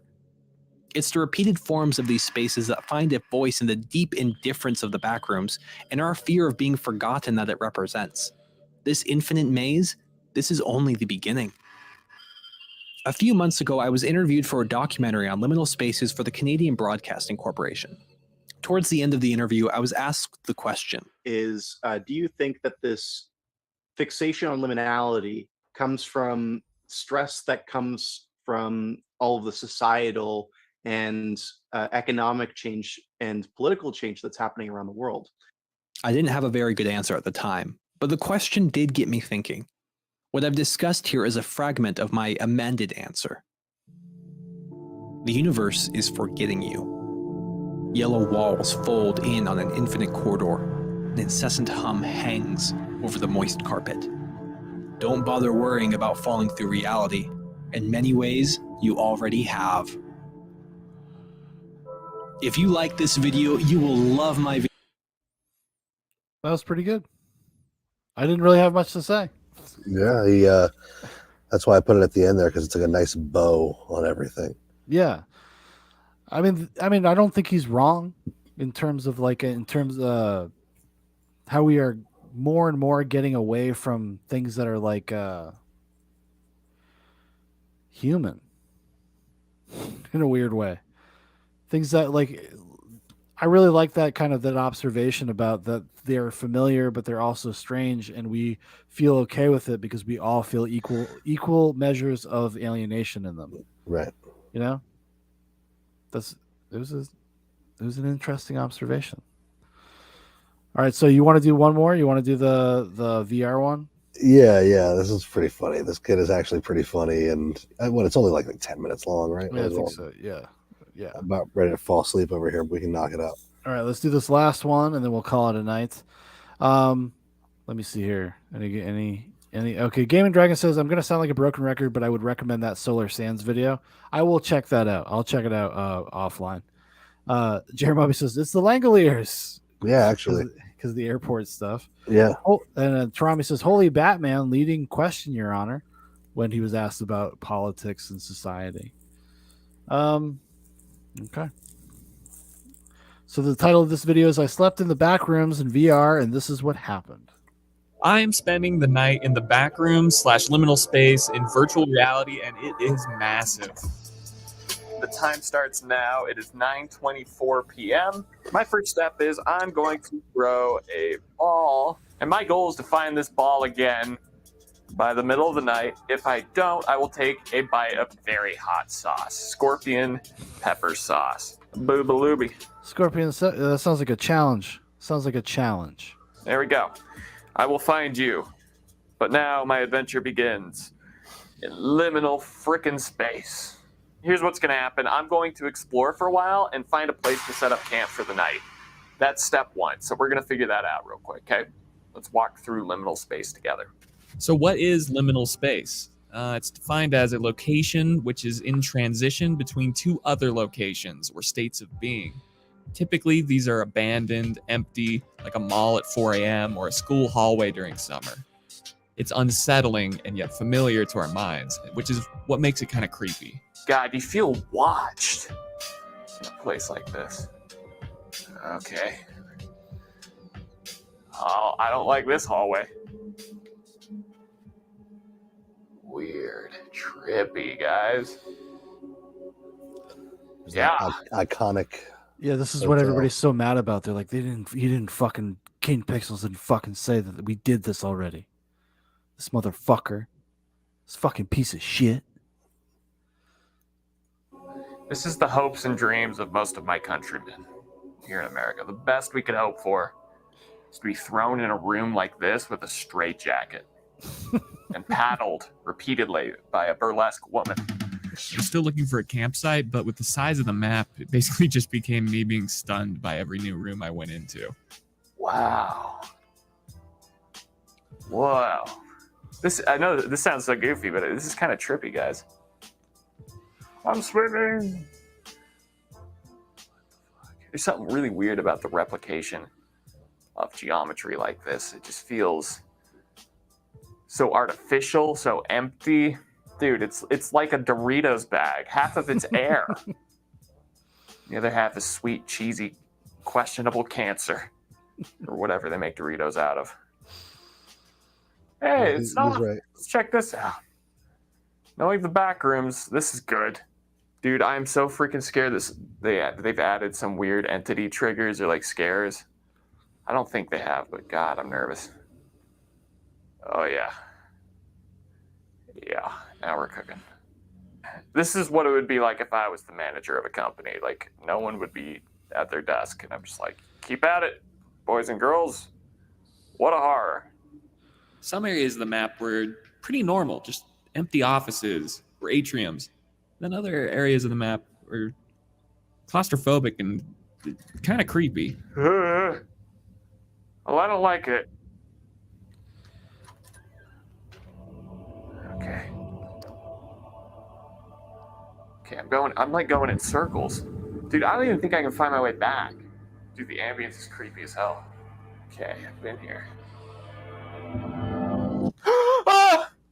Oh my God, I swear to God, I didn't mean to open that door. I was like squeezing my fist, which is the use option. It scared the shit out of me. What's funny about it is that like he kind of knows that there's no entities down there, but the fear that there might be is terrifying to him. Yeah, because it's in your subconscious that it's there. Like you're expecting it, you know. Right, and he spooks himself by accidentally opening up a door. You know, it's just seems fun. But eventually, I found my home for the night. Oh yeah. Okay, maybe this could be home for the night. I'm gonna need a mattress. I'm not sleeping over there in that corner. I'm not feeling. Well, okay. To be fair, none of these corners are a winner. And like a true interior designer, I proceeded without knowing exactly what I was doing. God damn it! I don't know how to do this. Okay, you know what? F the fridge. Ow! Fridge. Well, that's couch over creepy vent. Welcome to Casa de la Dread. This is where I'm going to be spending the night. It sort of looks like some Craigslist sex dungeon, you know? But that was step one. That's where you go on Airbnb and they're like, yeah, $40 a night. $40 a night. Come on, you'll be fine. Sleep on my couch. Sleep on my couch. A place to set up camp. As Steve Wallace, Steve is camping, would say, it's time for a step two. Which is a little beer for the trip. He's got a Mick Ultra. Come on now. The f was that? Hang on. Thought I heard something. It's probably my neighbors. Here's what's gonna happen. I'm gonna chill for a bit, and then I think I'll explore a little bit further. I know that there's apparently secrets in the map. I'm not really aware of them. I don't know what they are, but I've heard if you click on things or something, like you get teleported.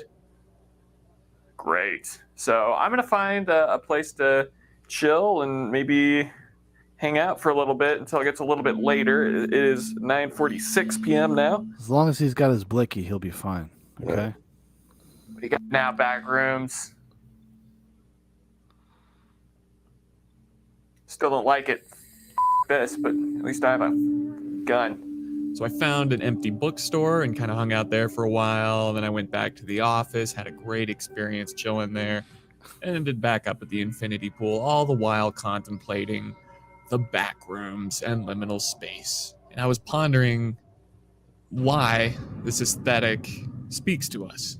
You know, I feel like if I showed my grandpa one of these pictures of liminal space, he might not even really get it, right? It feels like a world that isn't for us anymore. The malls have closed. The offices are emptying. You just imagine him talking to his grandpa about this and his grandpa just pulling a gun out of him. The blicky. What the fuck are you talking about? Facade and the mirage of a booming consumerist culture like at a mall or any of these big environments. is it's still there. You can still go to malls, you can still go to these offices, but it's hollow and it's empty and it's air. And it's just a glimpse into, I think, the mentality and the mindset of people in the first world, I think, at the moment, that this kind of art style resonates with them. So I drank beer in it for a night. After chilling for about an hour. Well, it's like part of what we talk about a lot. It's like this opulence bubble we're in. We have it so good that we imagine hellscapes of our own creation, of our own forgotten world.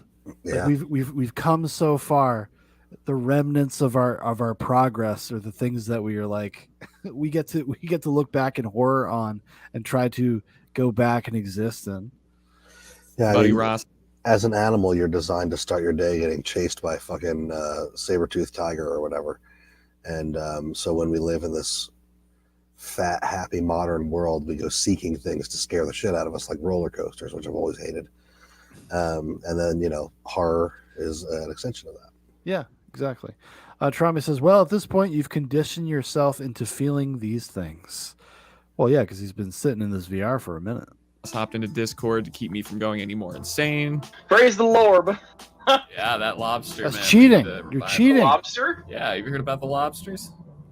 Not really. What's going on with the lobsters? Lobsters are technically immortal. Okay, well, I had no idea that something like this was going down of that magnitude.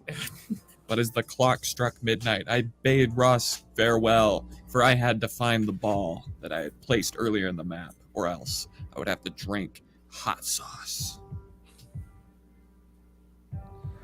Okay, so the big boopy was here, right? My theory is I accidentally hit undo when I was building the camp for the night, which deleted the ball. Oh, I'm sure. So therefore, I did not find it. So I will honor my word, and I will take a big shot of hot sauce. And by the way, this is not good. This is scorpion pepper hot sauce. And by the way, if you have not had this, this is really hot. I would argue this is about as hot as the bomb. And this man's a coward. The other thing is, I know that there's a lot of friction in the media right now, and the world's a little divided. And I think for the betterment of humanity and for the betterment of the world, I need to take this hot sauce, but it has to be in this mug. It's got to be the mug. Tarami says, well, and just in general, people hear about how these spaces are spooky, and that makes them spooky. As you touched on, people want to be spooked. Yeah, I totally agree. Like, it's part of the experience of engaging in this kind of stuff. Like, you're looking to feel eerie. You're looking to be spooked. And that knowing that it's supposed to engender those feelings is going to make you feel them on a subconscious level. That's how haunted houses work. That's like, even if you go into like a haunt that's like your neighbor made, sometimes those things can still be creepy because just the concept of a haunted house is creepy and you project everything onto that stuff. That brings us all together. And I know how you people are. Oh, you didn't really drink it. Okay, watch. Fuck, you can't even see it. Fine, I'll drink it straight from. Couldn't find the booby.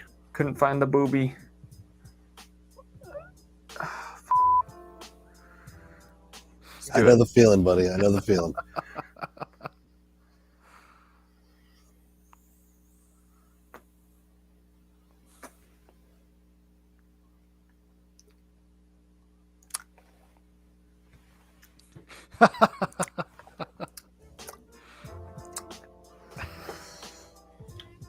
Where are my hands at? Where my blicky? Give us a pop. Pop it off. Pop it off. Feel good. Pop it off. It's the third hottest pepper in the world.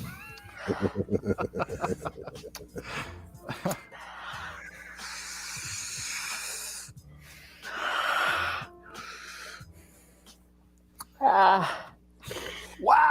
Yeah, that's fucking hot.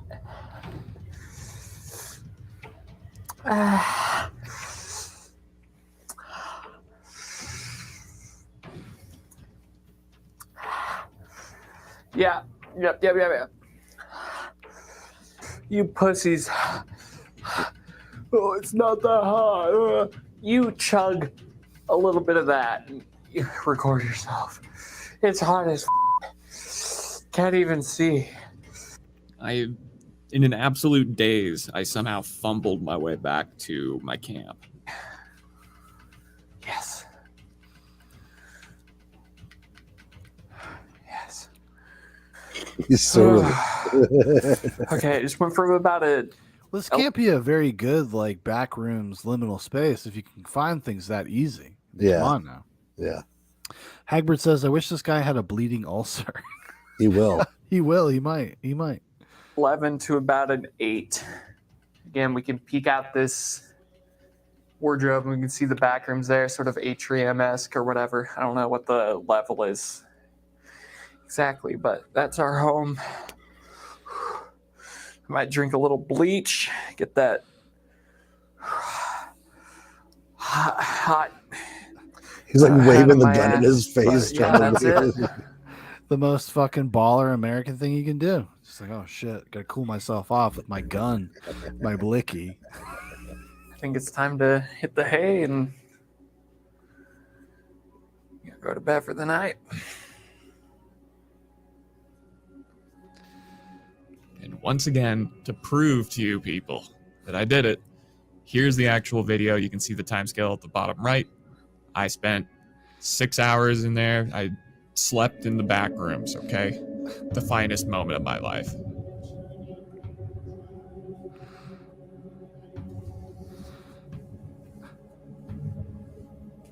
Did I learn anything from spending some time in the back rooms, liminal space, boring hallways, besides how hot the Trinidad scorpion sauce is?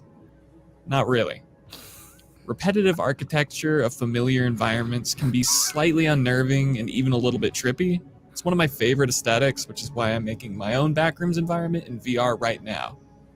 I'll leave the hollow corridors and windswept plazas, knowing that if I ever trip and no clip out of reality, then damn it, I'll just try and remember to bring my hot sauce to scare away the demons.